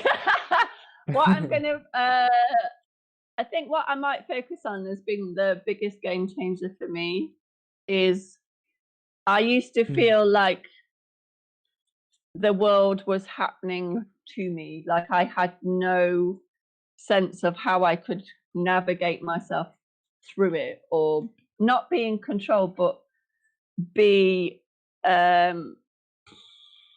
comfortable and calm. Like I spent a lot of my life being very stressed, living in like quite a stressful mindset and a stressful approach. And I kind of had this narrative of the world never works out for me. Now, if I say that enough times, that is exactly what's going to happen. Like if I Right. believe that, if I believe the when my thoughts and belief match. So how I got here, like the reason I could move to the Netherlands in January 2019 is because I kind of went, well, I'm not sure about everything, and that's okay, but I'm gonna go. I would regret it more if I didn't do it. Whereas whenever I used to have a fork in the road, I would always be like, oh, it's going to be terrible. I'm not going to do it. It's nothing ever works out for me. Life has been like this for me, and it's not the way I want it. So nothing's ever going to work out. Whereas now I go, well, it could work out, or it might not work out. And to just have that flexibility it's been liberating for me. It's been like a whole that's the most powerful aspect of how I got here, talking to you, doing what I do, coming to that open coffee and me just being like, hi, you're Enrique. And you were like, who are you? Exactly. But then it just opened up a world. And I think sinking back into my intuition, because it's always been very strong, but I used it in a very protective state. And now I can use it in a much more expansive. Yes. A thriving one rather than a surviving one. That's been the biggest shift in my kind of mindset, really. And that's the most powerful thing that got me here now. Like if you were to said to me 2 years ago, Esther, you're going to leave your company that you built in the UK, you're going to move to Holland, you're going to meet this guy and this community of people, and you're going to feel so it's going to be exactly what you need. Your children, they're going to be fine. I would have been like, no, what are you talking about? I can't do that. What do you mean? I can't do that. Yeah. So, and I mean, just physically, the reason we're here is because my husband had the opportunity to change career, and he works for Prada University, and he's a very experienced game designer. Oh, and one of the interesting things, one of the interesting things about what is his name? Because maybe Nick Dry. But there's other people. Oh, is there? Oh man, because I used to study international game architecture and design. Yeah, that's the course, the IGAD course. That's the one he teaches on now. Yeah. I studied that. I used to study that. Yeah. But he only joined like 2 years ago, right? Yeah, because I think that there's been a big shift in the learning kind of framework. Oh yeah. But anyway, I'm gone about that too much. The reason sorry. I was so excited. It's fine, but we can have another chat about that because this is about me. True. Totally agree. But yeah, the reason I physically was able to be here, but also I have my mum grew up in Belgium, and half of my life I've always been in Europe. So I felt very comfortable coming here because I had a sense of what to expect up to a point. I mean, actually living here and being on holiday obviously is a completely different vibe. But I had a sense of kind of the pace and what everything looks like and how people behave. Like I kind of just have that as another part of me. And I've always enjoyed that. I've always classed myself as more European or British because I grew up in a very small market town literally in the middle of England, like right in the middle. So yeah, that's how I managed to be here in Holland speaking. So you said like I've been living a very stressful life, and at one point you started listening to intuition a bit more, right? Like the breakthrough, the switch happened that you're like, no, I'm not gonna think rationally anymore. I'm just gonna go with intuition. Well, I have to be honest, one of the biggest breakthroughs was that I think I mentioned this in my talk, I went to a workshop called Self-Actualization. My friend was doing it. She had somebody that I'd met. And I learned a new way to communicate to myself, which that's how my mindset evolved. That's how my relationships improved. That's how the world got bigger for me.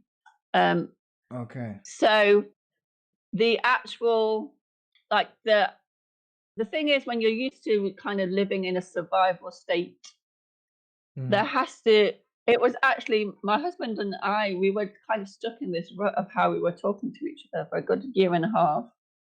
Mm. And I was getting really fed up of it. I was like, there has to be another way, but I don't know what that is. I don't have a new language. I discovered a new language, which was Marshall Rosenberg, Sorry, what? nonviolent communication. I had an amazing therapist who kind of said, well, there's more than one way to say something. And the way you say it has a very powerful reaction. It can have a very different reaction. So Let me having show her, the book so that people can it's a can see the link. beautiful, yeah. Yeah. So I have Keep to going. I'm say, listening. I think probably, and my husband and I have been, by that point, we've been together 16 years. We've got 2 children. We've moved a lot.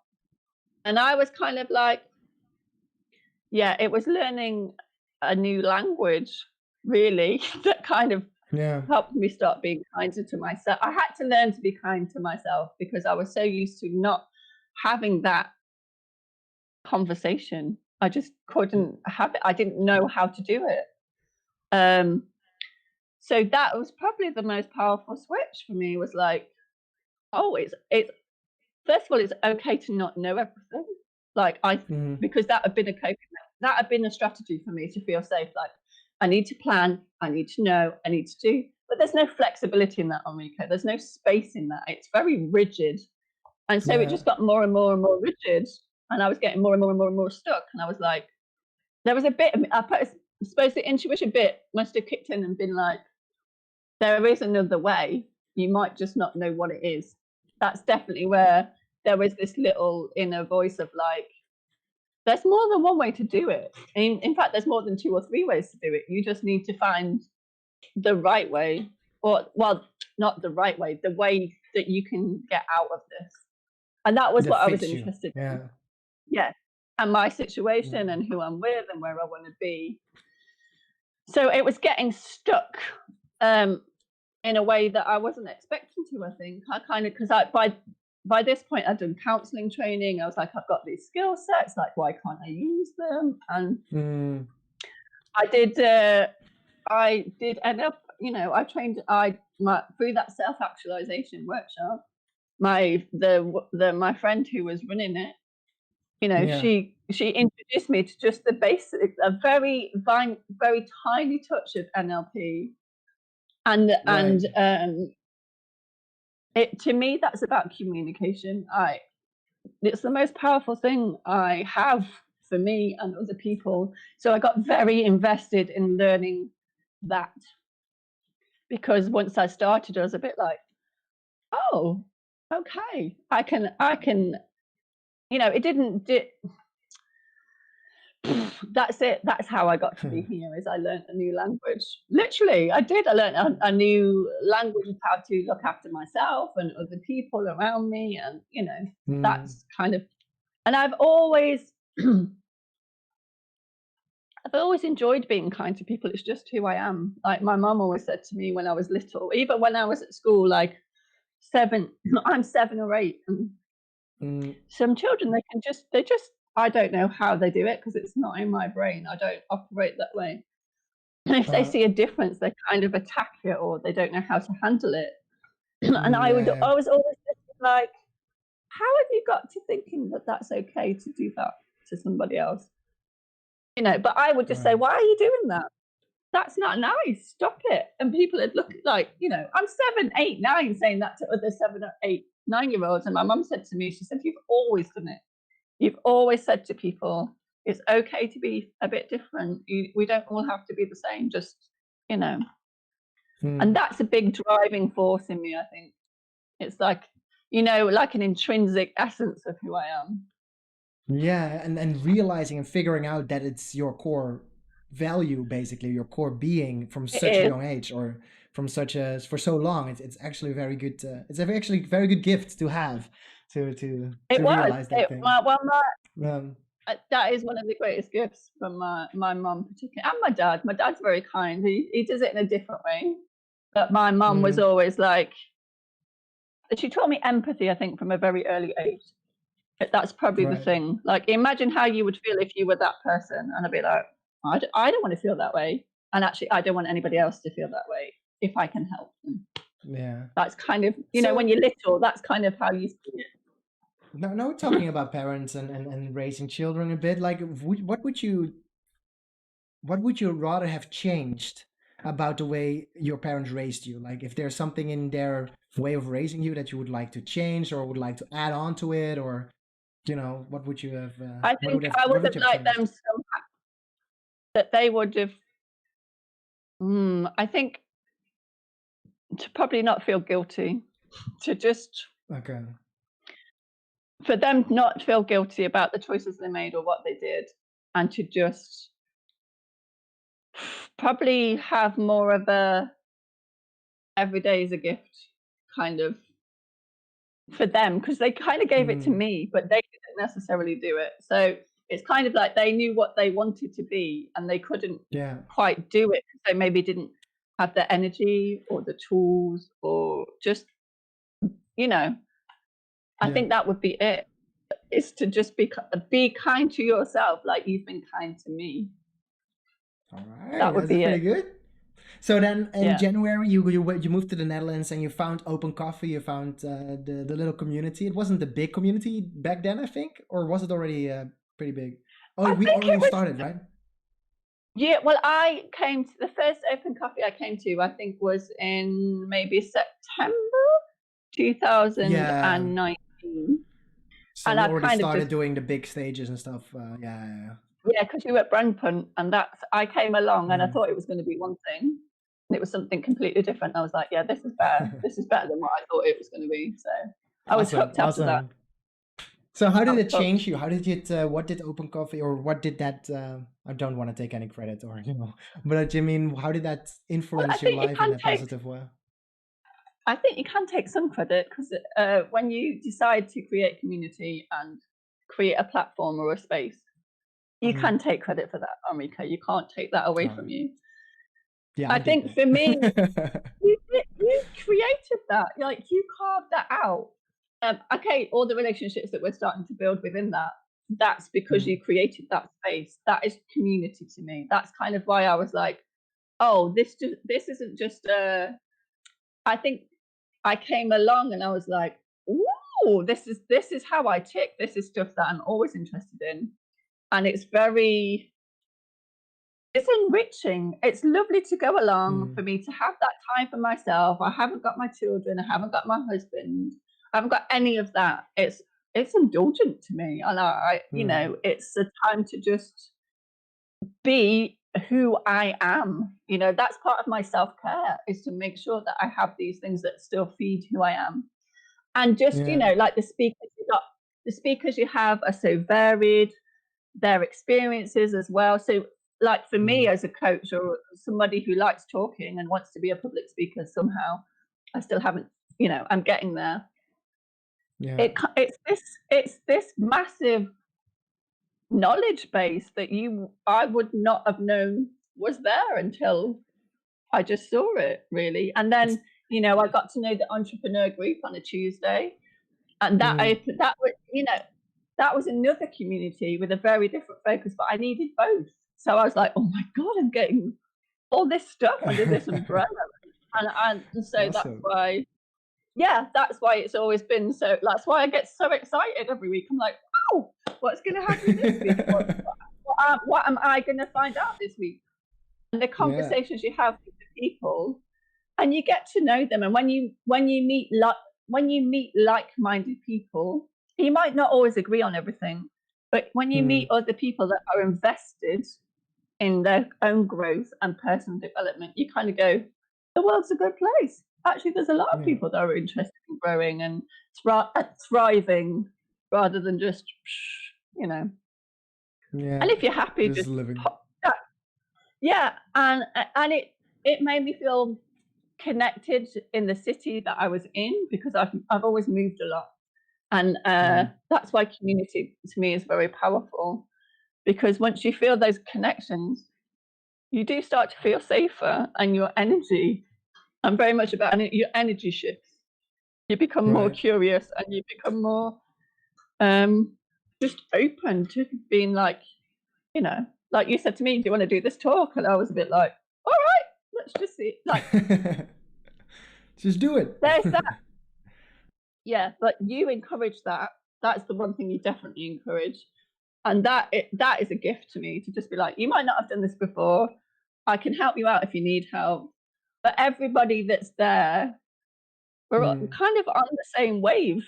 We might not all get there the same way, but I just have lovely conversations, and people, we want to talk to each other. It's like it is a community. It's another family for me that I can exist in a different way to this family here. And that's a powerful thing. Yeah, That's I really like it. Yeah. It's a great answer. Thank you. No, I just mentioned it because you kind of we were talking about it during your introduction, basically, when I asked you how did you get here, and Open Coffee was part of that. So I was really interested how that changed you and how that influenced your life. But yeah, I understand it. It's very nice to hear that from you. It gives me the energy to keep going. This is kind of great. Yeah, it's kind of great.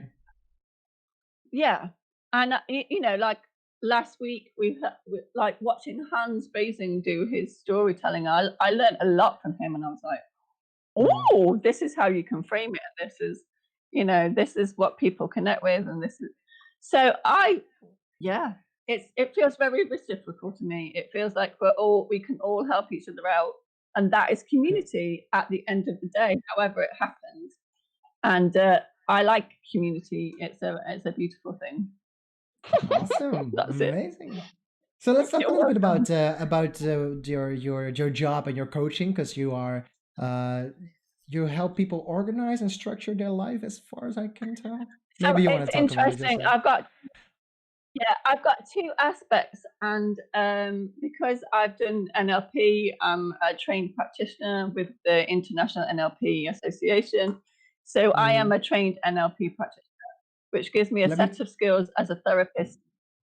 Go on. What is your can I show like a website or something, or something that you can reach, like your Facebook page? Mine, yeah, I have a website called organizingwithesther.com. Organizing. It's all one word, organizingwithesther.com. So the Organizing with Esther bit is my absolute passion. It's where I can bring my therapeutic skills, my life experience, and my vision together. So that was the business that I had in the UK, actually. That was the client work I was doing in the UK. And that really is my absolute joy. Like, I love doing one-to-one coaching, but I help people be intentional about what they want in their home, how they want the flow of their house to be. It's all about creating, as your home to me is your sanctuary. And if it overwhelms you, then how can you recover? How can you rest? How can you get re-energized to do the next thing, or be there for whoever's in the space with you? To me, it's an all-encompassing kind of approach. So I've moved house lots of times. I've had varying budgets when I move. I've had children and not children, and it's my joy is to say to somebody, if you could have a vision of your house, what is your vision for how you want your home to be? What do you need from it? What do other people need from it? And that's what I help people create. I go from where they are. I'm not like, it's not like hoarders where that's extreme, and that's very extreme, and there's severe mental health issues with a lot of those people. Like, they've got there because they're so broken on the inside, they're so hurt. And I'm not like Marie Kondo, because Marie Kondo has she has a very structured cultural kind of framework, whereas I kind of go, well, I've got all these skill sets and I've got all this experience, and I worked with one lady and she had severe anxiety, and I was in her home and I was kind of like, I can kind of see why. There's literally no space to breathe. There's no, but we talk about that's when the therapeutic bit comes in, because I talk about, well, how did you get to this point where what you see and how you feel on the inside, like there's this massive relationship with how you are on the inside and how you are on the outside, and if you can get that to align, that's kind of what and being mindful consumers and being intentional living. Yeah. But that sounds a bit, can sound a bit like judgmental if you're not careful, but really to me it's about resourcefulness. It's about going, right, you've got this space and you've got this stuff, how do you want to feel in this space? What do you need so you can have a more comfortable, energized life? That's my vision. Do you have like a very interesting success story, like someone you helped and actually you saw like progression, or you're not that long in the business yet? Well, no, my business has been established in the UK for about 5 years before I came over here. Okay. So I worked with one family because they had a beautiful, beautiful 3-story house by the sea, which is where I met them. Wow. And because I was living there, and then I just talked to people, and then they're like, "Oh, I think you might be able to help me," and I go, "Maybe I can." Yeah. And basically, they had this beautiful house, loads of space in it, but they just weren't using the space very well. And they had 2 very energetic twin daughters who are only a couple of months older than my daughter. Right. And they were like, they're always running around. There's no focus. And I was like, where are their toys? Where's the stuff for them to play with? What do they do? And they were like, oh, well, it's in the kitchen, away from the family space, in boxes on the floor. And I was like, okay, is that inviting to you? Does that make you want to go and play with that stuff? No. Right. So why do you think your children are going to play with it? Like, if it's not inviting to you as an adult, a child's vision and view is even more raw than ours. So if we don't like it, they're definitely not going to be interested. Do you know what I mean? It's kind of, and what I helped them do was, first of all, define like space. So like family space, play space. And also they had 2 or 3 rooms where I was like, what are you doing with these rooms? There's just so much stuff in it. So we I call it editing. I'm like, do you need this? Do you want this? And some of it's very easy for people, and some of it's like, oh, I'm not sure. And I'm like, okay, well, as long as you're not sure, pile isn't as big as this, it's about finding a balance. And essentially what they said to me is, because I created space for everybody in that household, for the children and the adults, and I taught them all how to tidy up. I mean, some people, that's another thing. I taught them to not shout at their children all the time. I taught them a new way to communicate. But they were getting irritated because they couldn't focus. So the success there was that everybody started to have a space where they knew what to do and how to be in it and how to move between those spaces. And they still don't shout at each other. Like, they send me messages, and the stress level in that house is like, it's gone. And that, to me, that's my ultimate goal. And how long did you work with them? Like, probably that was quite an intense period of time, but it takes, realistically, something like that, it takes a couple of months. And I worked with them twice a week for just a couple of hours, but I also gave them homework in between. So I don't do it all. I'm kind of like, like we were saying before, if you're this resource, you kind of give them the pathway and the starting point. But ultimately, I want them to find a way that suits their family and their needs. And I give them frameworks and tools and strategies, and then they kind of put it together. Right. So I empower them to be able to do the work when I'm not there. Because I don't want them to be like, oh, you have to be coming back to do it. I was like, no, I don't. you're going to find a new way of doing this. Empowerment, yeah. I mean, it's That's pretty what I cool. feel. Yeah, it's very good empowerment. Yeah, it sounds very good. I'm checking chat real quick. There's not something. If anyone has any questions, please write them in chat. I'm just already saying it because we reached 11 o'clock. We already been talking for an hour now. Already? Yeah, I know we've started a little later, so I kind of let it go for a bit. So the ending is not part of it more. Yeah, what we're gonna do now is I'm just gonna mute everything later, and we're gonna do have a one-on-one talk without the stream. It's not gonna be live and just ask for some feedback. But yeah, just for now, how did you like it? Did you have fun? Did you feel that you could share everything or talk about everything? Yeah, I mean, the interesting thing for me, as I'm sure you know, when you have conversations with me, Enrique, is I can have very layered conversations. So in my mind, when you ask me a question, I'm like, right, just stay in this channel. Just stay in this channel. Like, so it's good because it helps me focus down on just answering that bit of the question. So I really enjoy it. I mean, you know, my favorite thing is to talk about things that I love. So. That's always amazing. It's always amazing. And I love podcasts. Like, you know, it's really grown in because I love stories. I love listening.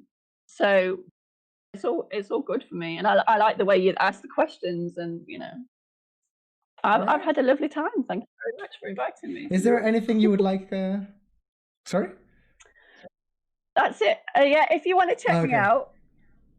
I mean, are you going to just put something in the link anyway? Like, I don't have to talk about it really. I've kind of talked about what my business is. That's what I do.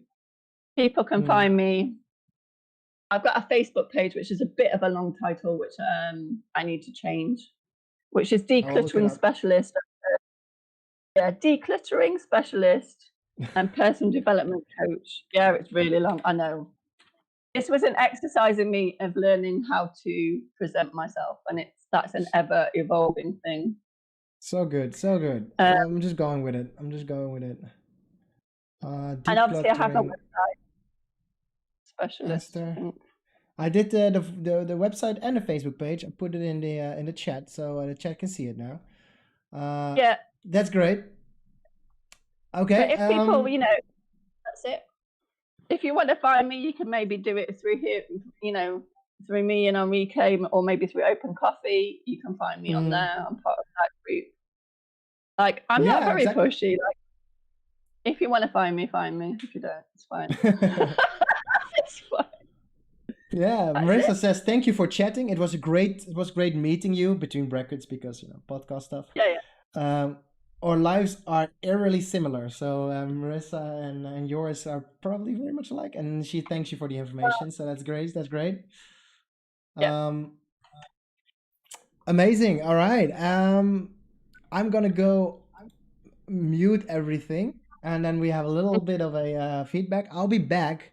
I'll be right back, and we're gonna play Kind Words after this. Kind Words is a beautiful game where we can answer other people's questions about life, about their difficulties. Yeah, I'm gonna try and give the answer as much as possible. So please stay here, and we'll be right back. Let me see here. I'll be right back. Yeah, I gotta set everything up. It's always a little bit of a struggle. And goodbye.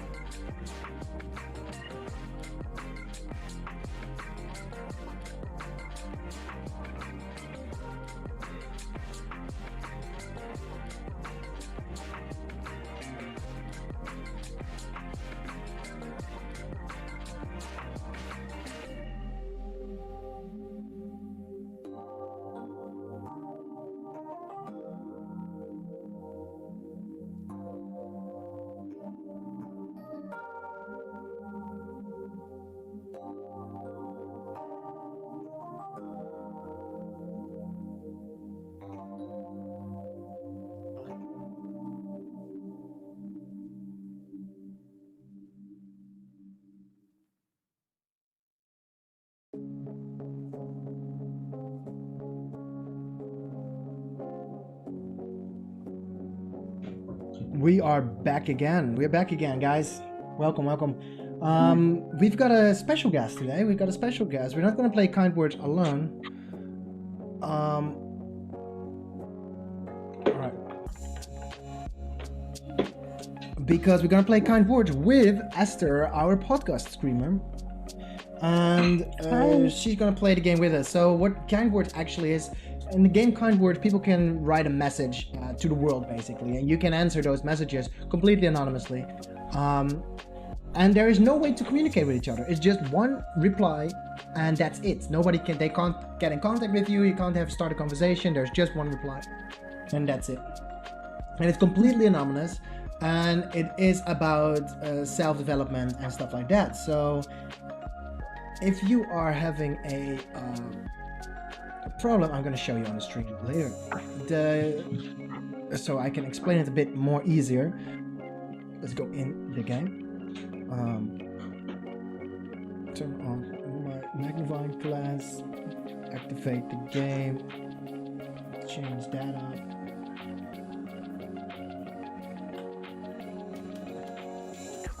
I think she made it work already, so I think we're good. Like Esther just sent me a message as well. But yeah, I whispered her. So this is kind of towards the game. Douche. And Esther's in the background. She's actually, should I change it to the guest? No, I'm not gonna do it. Yeah, she's still here. But, don't make it more complicated. no, I'm just gonna do the in game, so you can only see me. Because otherwise you can't see the text. Yeah, that's fine. I'm just gonna go back. Back here. Wait, what?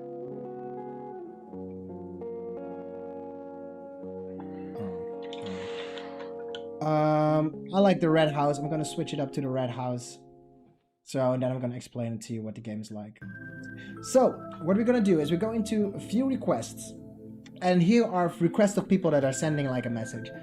And the first request we got is, my dad always wants me to do my homework. And if it's late and I have done nothing, he says to me, please do your homework in a way that just feels so selfish and just fucking hurts. He never actually tries to help me, but he acts like I'm a bad child. It hurts. Shaking my head. Now, got to know, the ages of all these people are varied, right? I've had messages from people who are like 14 or 15 years old, but sometimes I got messages from people who are like 50 or 55, and they're also fine again, and you know, have their problems. So what I want to do is I want to try to answer as many people as I can and try to help them as much as possible, and now also get the help of Esther Drive from her perspective of a decluttering specialist, right?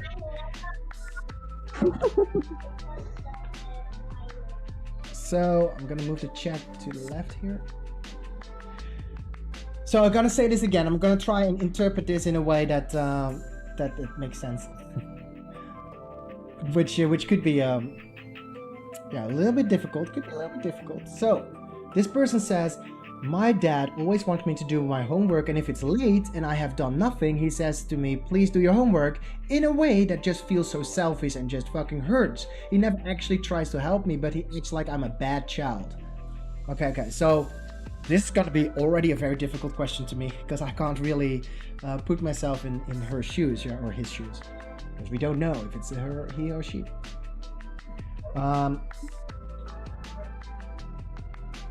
So, also chat, if you know an answer. Do I just type it? Wait, you could just tell me. Yeah, you can How tell do me I or type put my it. answer in? Oh, okay. All right. Well, there's what I hear there is there's two. You know, I'm a parent myself, but I also remember being a child. And right. What I hear there is that as a parent, you want your children to do well, right? And part of that at school is that you do the work you've been asked to do. However, what I'm also hearing from that person is that they want help rather than being criticized for not doing it. So I don't know if there's a way for the person to speak to their father, or maybe speak to their mum or somebody to help them to say, I hear that you want me to do well. I might need your help to do it. Can you help me, please? Because maybe that's a conversation that they've not had. Because that's what I'm hearing. I'm hearing a parent who wants their child to do well, but I'm also hearing a child that's struggling and wants help. So that's about the communication between those two entities of, you know, of right. If there is and maybe the child can't ask on their own, maybe they need to do it with the other parent or with a brother or sister. I mean, I don't know the situation. So that's the problem, right? We need to try and make a message. We need to write a message that's understandable for someone, for like a child that is in this position, that can help him. Well, what the child the child really, what I'm hearing is the child wants help. What I'm hearing is the child wants to do well and they want some help. So Right. that's, I don't know if they could, that's the thing when I hear that is I want to do well and I might need your help to do it. So I don't know if that's ever... At one point we gotta write an advice, right? So we're gonna write a reply and send this to the child, but they have to be... Okay, go on. Well, my advice would be, have you asked? It's that vulnerable moment where we have to ask for help. I don't know how we can put that in, because really the child is saying, I want to do well and I need your help. That's ultimately, it's literally a cry for, I can't do this on my own. I need you to help me, please. So I don't know. Marissa says, I would kind of put the ball in their court and be like, well, how can I help you so we can both do it together? Okay, yeah. So the thing is, we have to imagine that the person who's going to read our message is I'm thinking she's like 14 or 13 years old, right? So how can we put it, and I'm saying she, I'm not sure why, but I feel like, yeah, I don't know. I think it's a girl. I just feel like intuitively, I guess. Maybe the way that she says it hurts so much or something like that. But yeah, I don't know. But now we're gonna send a message. So she's gonna read our message, but we need to use words that a 14-year-old understands in the mindset that she is now. So we kind of need to get our advice in a way that she understands it. So she is obviously feeling very hurt and she's feeling very disheartened. But oh yeah, I know something. I'm gonna write. Wait. Let me just. I can't say it and read at the same time. First of all, I'm gonna say that I've been through the same thing, right? Like, oh my god, I can totally. It's like you're like just to build rapport, right? Yeah. Yeah, that is I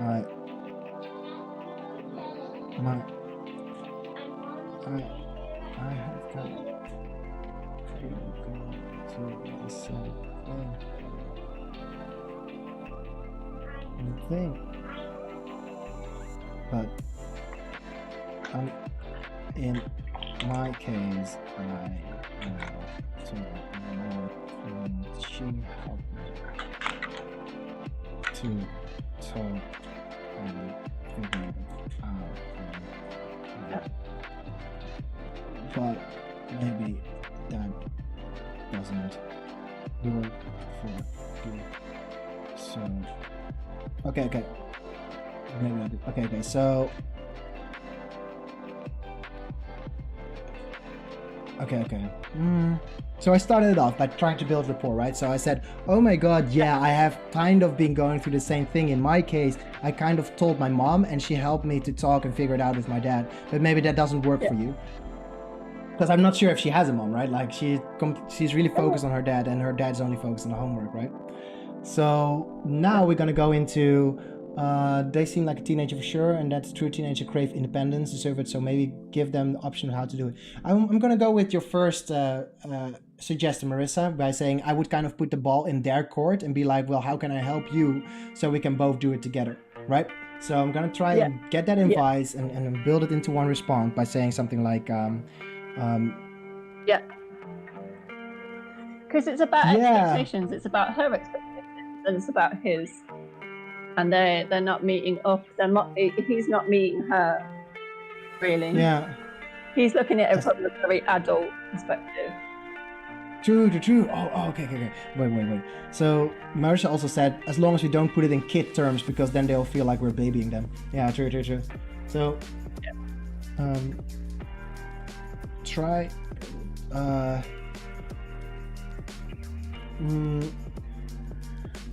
Are you able to ask for help from your dad, or is there somebody that can help you to do that? Yeah, I got something. You know, I'm gonna challenge her a bit. If you feel confident enough to talk about with your dad, you could try And and make it like a ask for his support. Yeah. All right. And she obviously wants. The important thing is that she does want to be successful, and she's asking for his help to do some of that. You know, she does want to match his expectations. True. Yeah. Instead of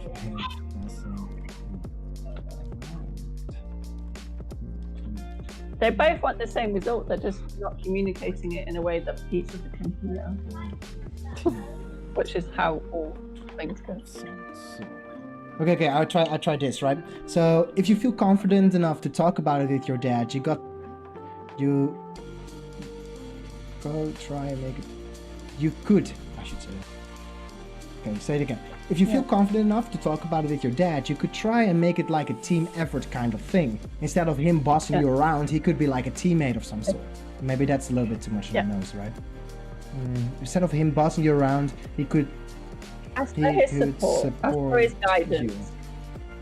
Support you and maybe because you want to be guidance / advice instead of making it criticism. Because she feels criticized. He feels Anyway. Yeah, criticism. Criticism. I don't know how to spell that. I think I'm pretty close. But let me check it. Criticism.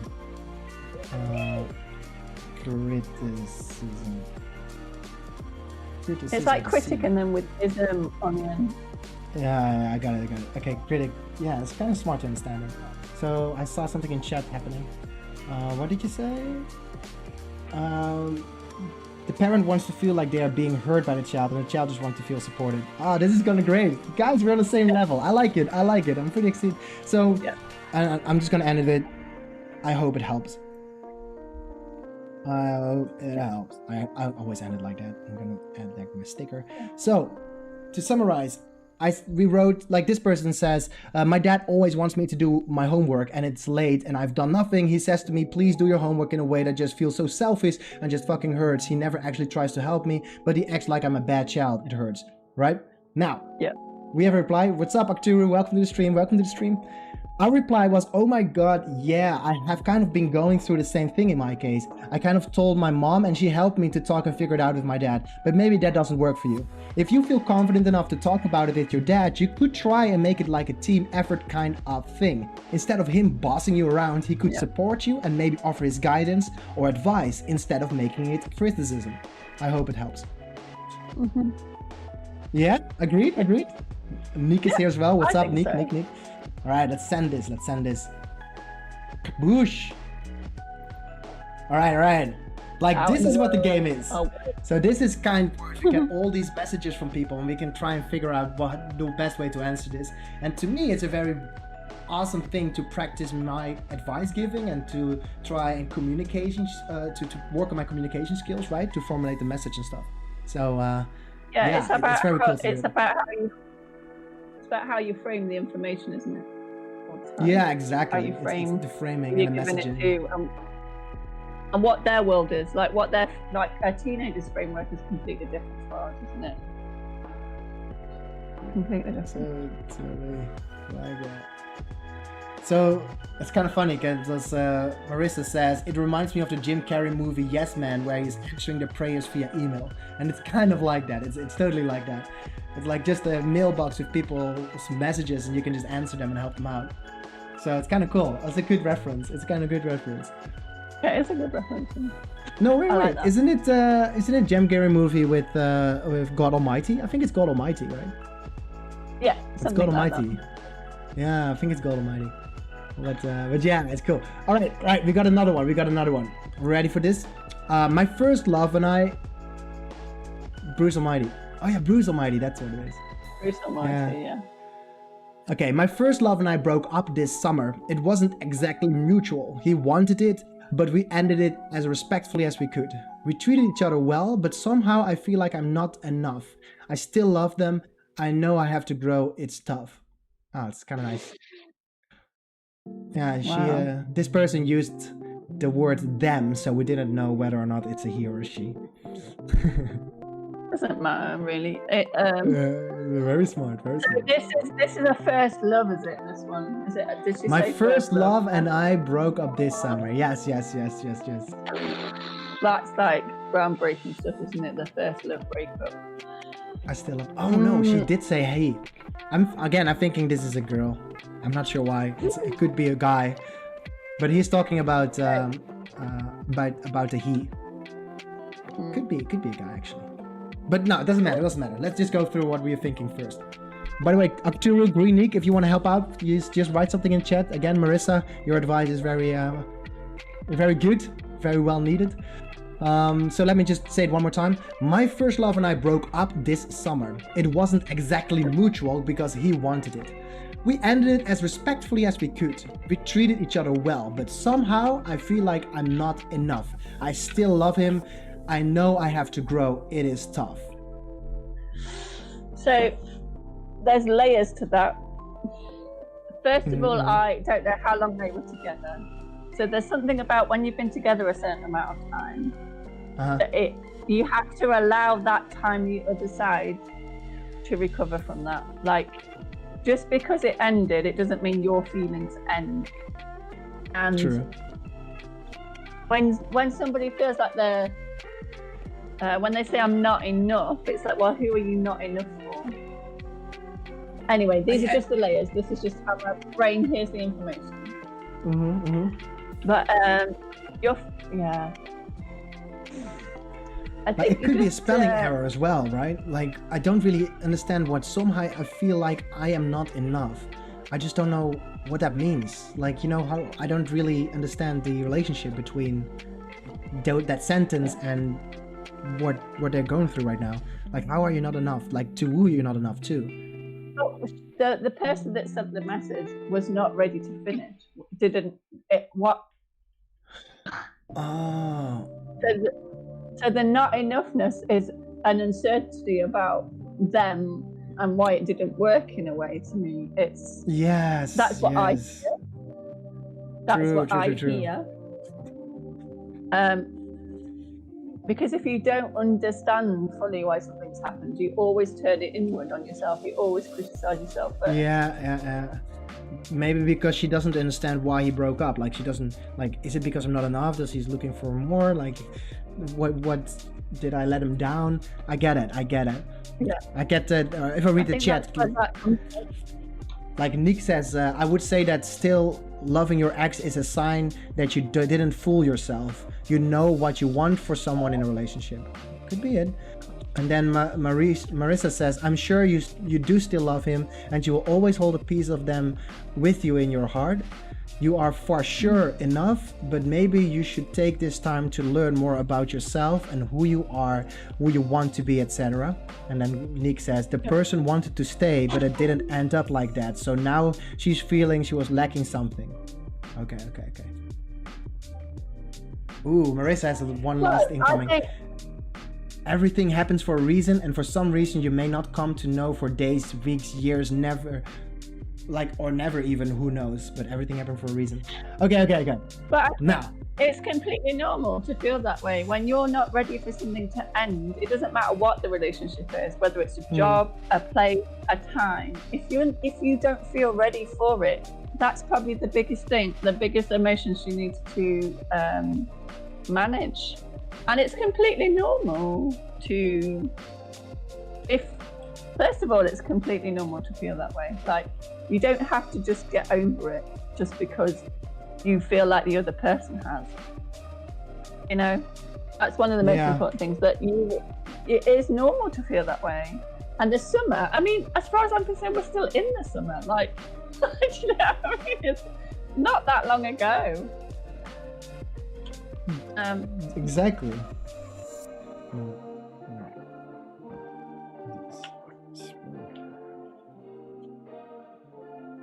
Okay. So just remember, it all happened this summer. Summer. So And it's normal to feel. Emotion about these things. Okay, so for right now I wrote, when you are not the one who wanted it to end, self-doubt is something completely normal. I mean, like, I am still doubting my breakup this spring. Just remember it all happened this summer, so it's normal to feel emotional about these things. Then I wanna try and see if we can. So Marissa says, totally normal, you're blindsided. Then Green Nick says, yup, I still wanted a reason why my ex didn't see support coming from my side. Yeah. Marissa, she needs to be told outright that it is normal to feel angry, confused, hurt, etc. But take those feelings and use it to your advantage. Yeah.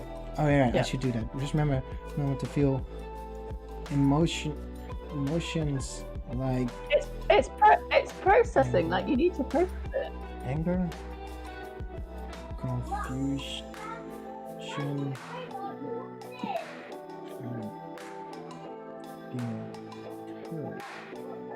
and you're allowed to feel sad. You're allowed to feel hurt. You're allowed to have that, so you can move past it.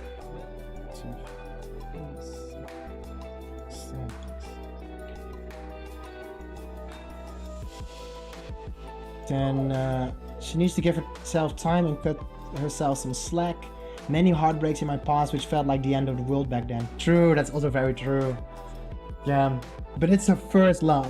It's her first love, so it's the first love is so intense. It's like, I still remember mine now, like it was a complete douche biscuit.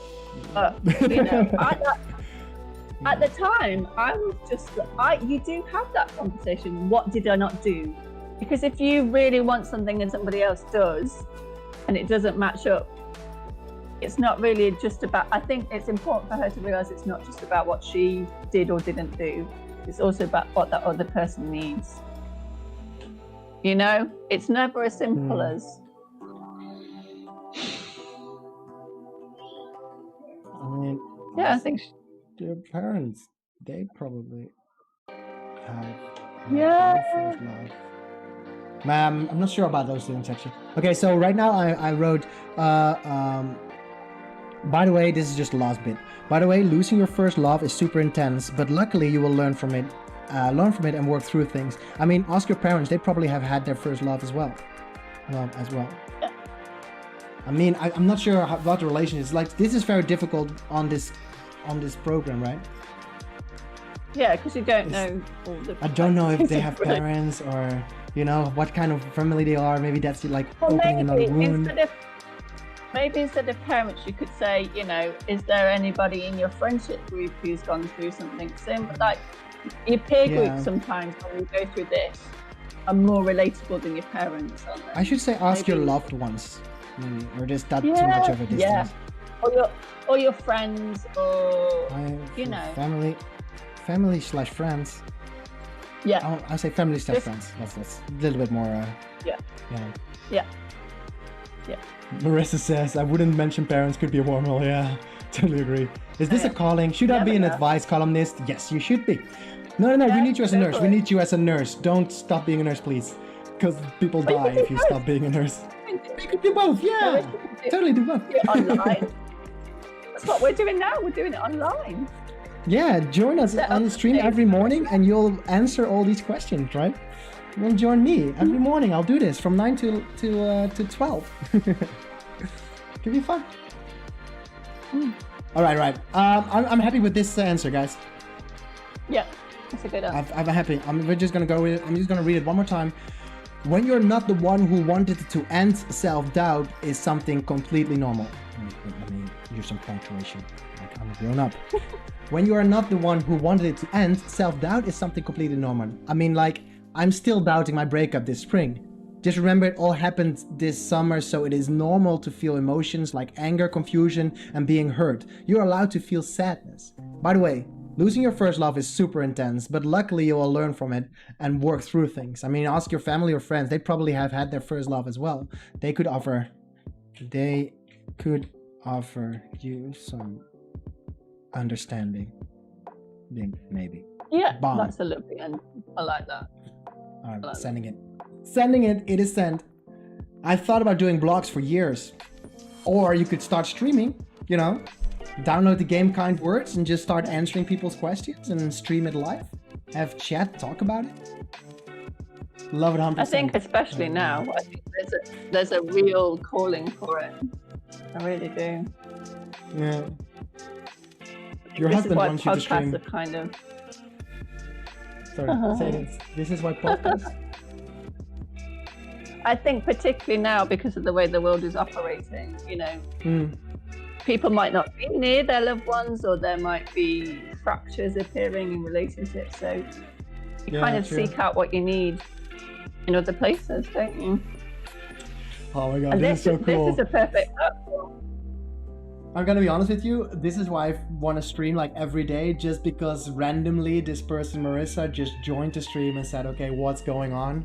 And now I feel like such a connection, like there's real friendship. I don't know why, I have never seen you, don't know who you are, where you live, like anything, but it's just so fulfilling. I don't know, it's really nice to stream. You should stream, you should connect people. Yeah. Oh, because I Well, couldn't you're see. doing that now already on weekday. True. Okay, well, let's do one more. Because it's 11:43, and then we can slowly turn off the stream. All right.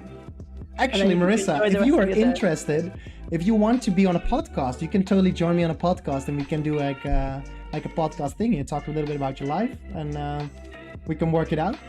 If you want to, if you're interested. Yeah, I feel like you're interested. That's a very welcoming yes. Good. Okay, last one. This is for all the people who paint or draw. Oh, no, next one. This is just a message. No. I'm gonna skip through things. Yeah, okay, I got this. This is a good one for you, this decluttering. Okay. This decluttering specialist. How do you cope with lack of space? How do you cope with lack of space? I am homeless at the moment. No, it's not done yet. I am homeless at the moment and staying with friends in bunk beds in a tiny room. I'm overwhelmed by all my boxes of stuff around me. Even the bed isn't a sanctuary. I can't relax anywhere. There we go. We made it a little bit more difficult. Yeah. Last one. So the person is living in somebody else's home, obviously. Yeah. But he's staying with friends and he has a lot of boxes and yeah. Okay. So to be gentle with this person, if they need a sanctuary space, which they obviously do, to gather themselves, because if they're not living in their home and they're staying with friends, you know, I get the impression that that's not a choice they made. Right. I would literally, in this, you have to be very kind and very gentle with that person, and just, they have to deal with the boxes. They have to go through the boxes one at a time and start to choose what's important for them to move forward with when they get out of the situation they're in. Literally one box at a time.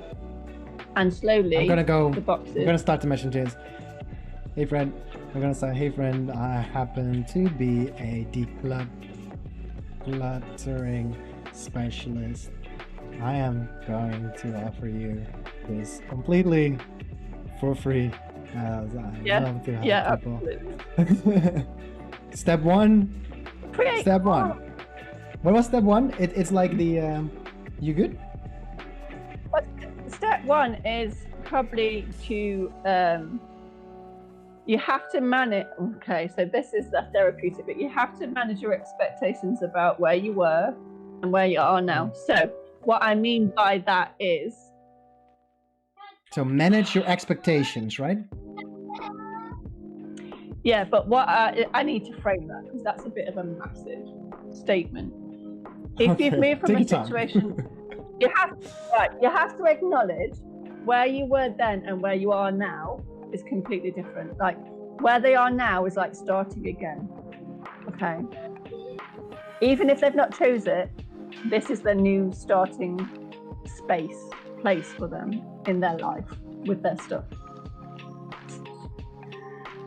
So I think I just have to acknowledge that first, because if you're always Okay. comparing it to what you had, what you were, So your I interaction wrote with it your down. stuff is not.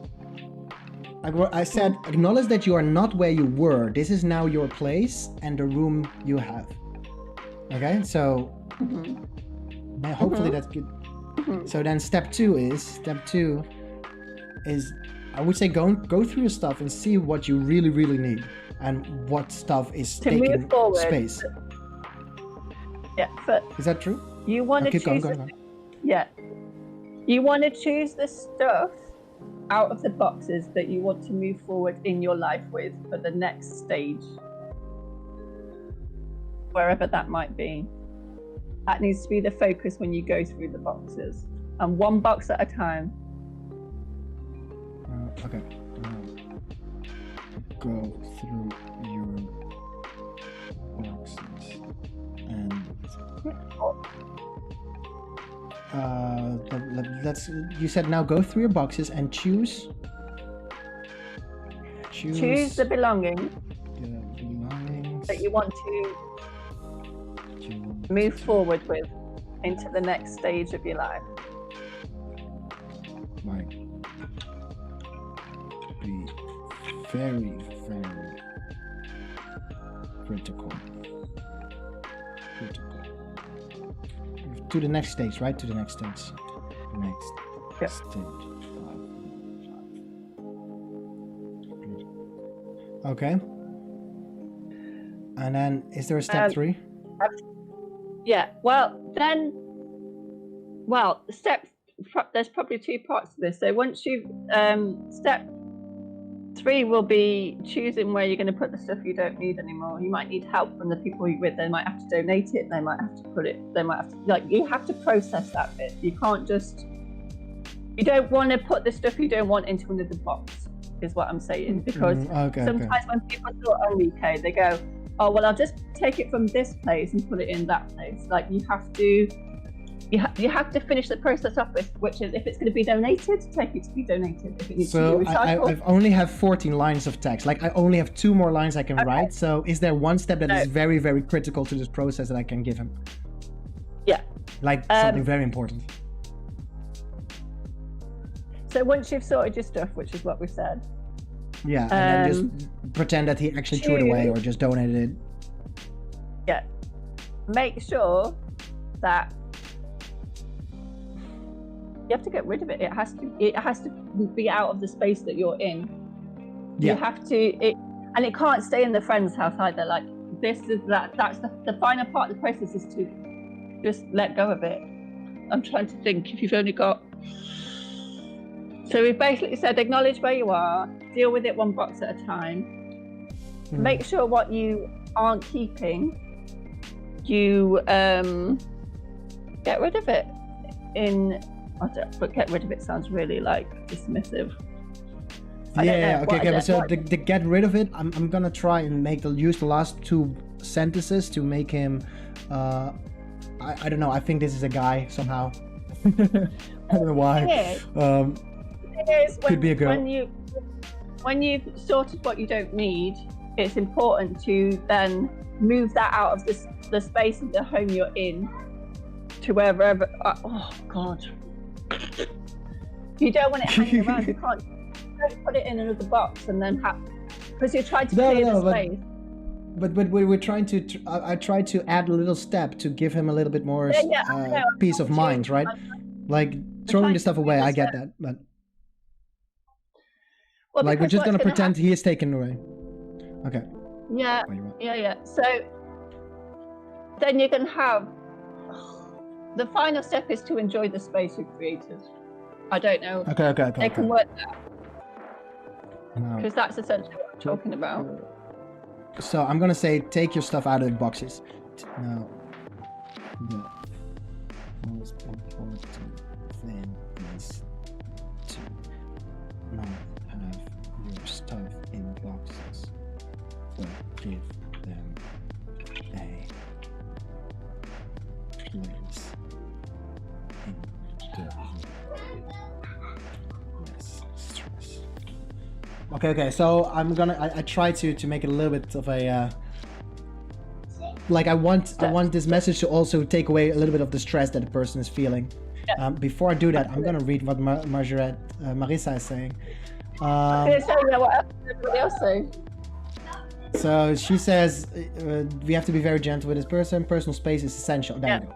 Personal space is essential. Yes, mention Esther for sure. I don't have room for Esther's name. It's all a means to an end. Of course, they don't want it to be this way, but what other choice do they have? And she says, yes. I'm not sure what it's good for. Minimize for sure. That's a response probably to the boxes thing. And then Esther is giving me these tips for my move back to my in-laws next month. I feel like she's talking to me somehow. Great. Oh, well, there you go. You got the email address right. Send her a message. We can probably help you out. It's gonna be amazing. See what you can how you can help each other. Okay, so the reply I was writing is, "Hey friend, I happen to be a decluttering specialist." I'm just saying this because I'm talking through you, right? "I'm going to offer you this completely for free as I love to help people. Step 1, acknowledge that you're not where you were. This is now your place and the room you have. Step 2, now go through your boxes and choose the belongings that you want to move forward with to the next stage of your life and throw them out of the house," right? And throw the rest. And throw the rest out of Let go of the rest. Let go house. of it. Yeah. Shit. Yeah. But then step 3, the most important thing is to not have your stuff in boxes, but give them a place in your room. I'm not sure if that's the most important thing, but I want to add the less stress. So then you get to enjoy the space you're in now. That's the most important thing. That's the focus. Because I kind of got that from what you said. Because you were telling the story about that family. Yeah. And I thought it's not attractive to watch boxes, but it's very attractive to watch like a decorated room, and then you're entitled to use your stuff. That's what I thought could be the last step. But Jen, what do you want to say?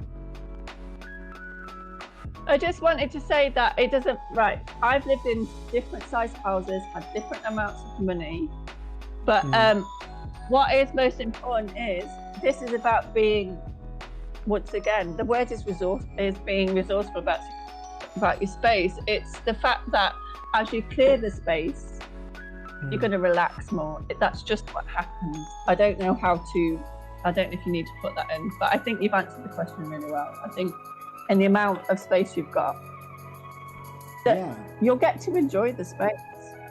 I don't know how to put that in. The boxes are just very, very demotional, right? It's just not nice to have boxes. Just try together. The boxes remind you, the thing is with boxes and moving, like I've moved a lot of times, what it reminds you is that you're in transition, okay? So you feel unsafe.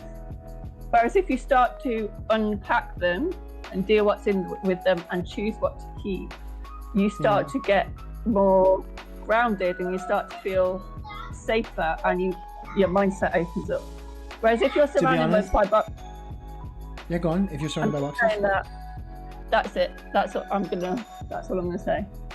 Yeah, but that's what I'm doing with holiday stuff as well. Like if I go on holidays, I always use like I take all my stuff out of my suitcase and use the closet. I mean, if it's long enough of a break, right? I always kind of decorate the hotel room, and I know it just makes me feel relaxed. I just know where everything is ordered. I kind of like that way of living. So I kind of do this. It's a way to ground yourself in your new space. You know, that's probably why he's feeling so overwhelmed, because he doesn't feel that's exactly what he's being confronted with all the time. The boxes remind you that you're in transition. You're in between. Yeah. All right. And so I'm gonna send this message. Very good. And then I'm gonna read Marissa's messages because she's been chatting. Is Esther not looking forward to be back in one bedroom, but yes, we need to do it. Perfect. ESP being upbeat in your tone since it's a sad, unfortunate situation. True. We moved into our own place almost a year ago now, and luckily we still have some stuff not unpacked. But COVID and job loss, my husband's health has changed everything for us. Oh yeah, that's not a good thing. Yeah, that's gonna be Well, I invite you to come back to the stream tomorrow, and maybe even send Esther some emails and some messages, and maybe we can talk about it some more. I invite you to do a podcast with me if you are interested to start streaming, but somehow I'm more positive than I've ever been. A wake up call. Well, very good. We're very happy about that.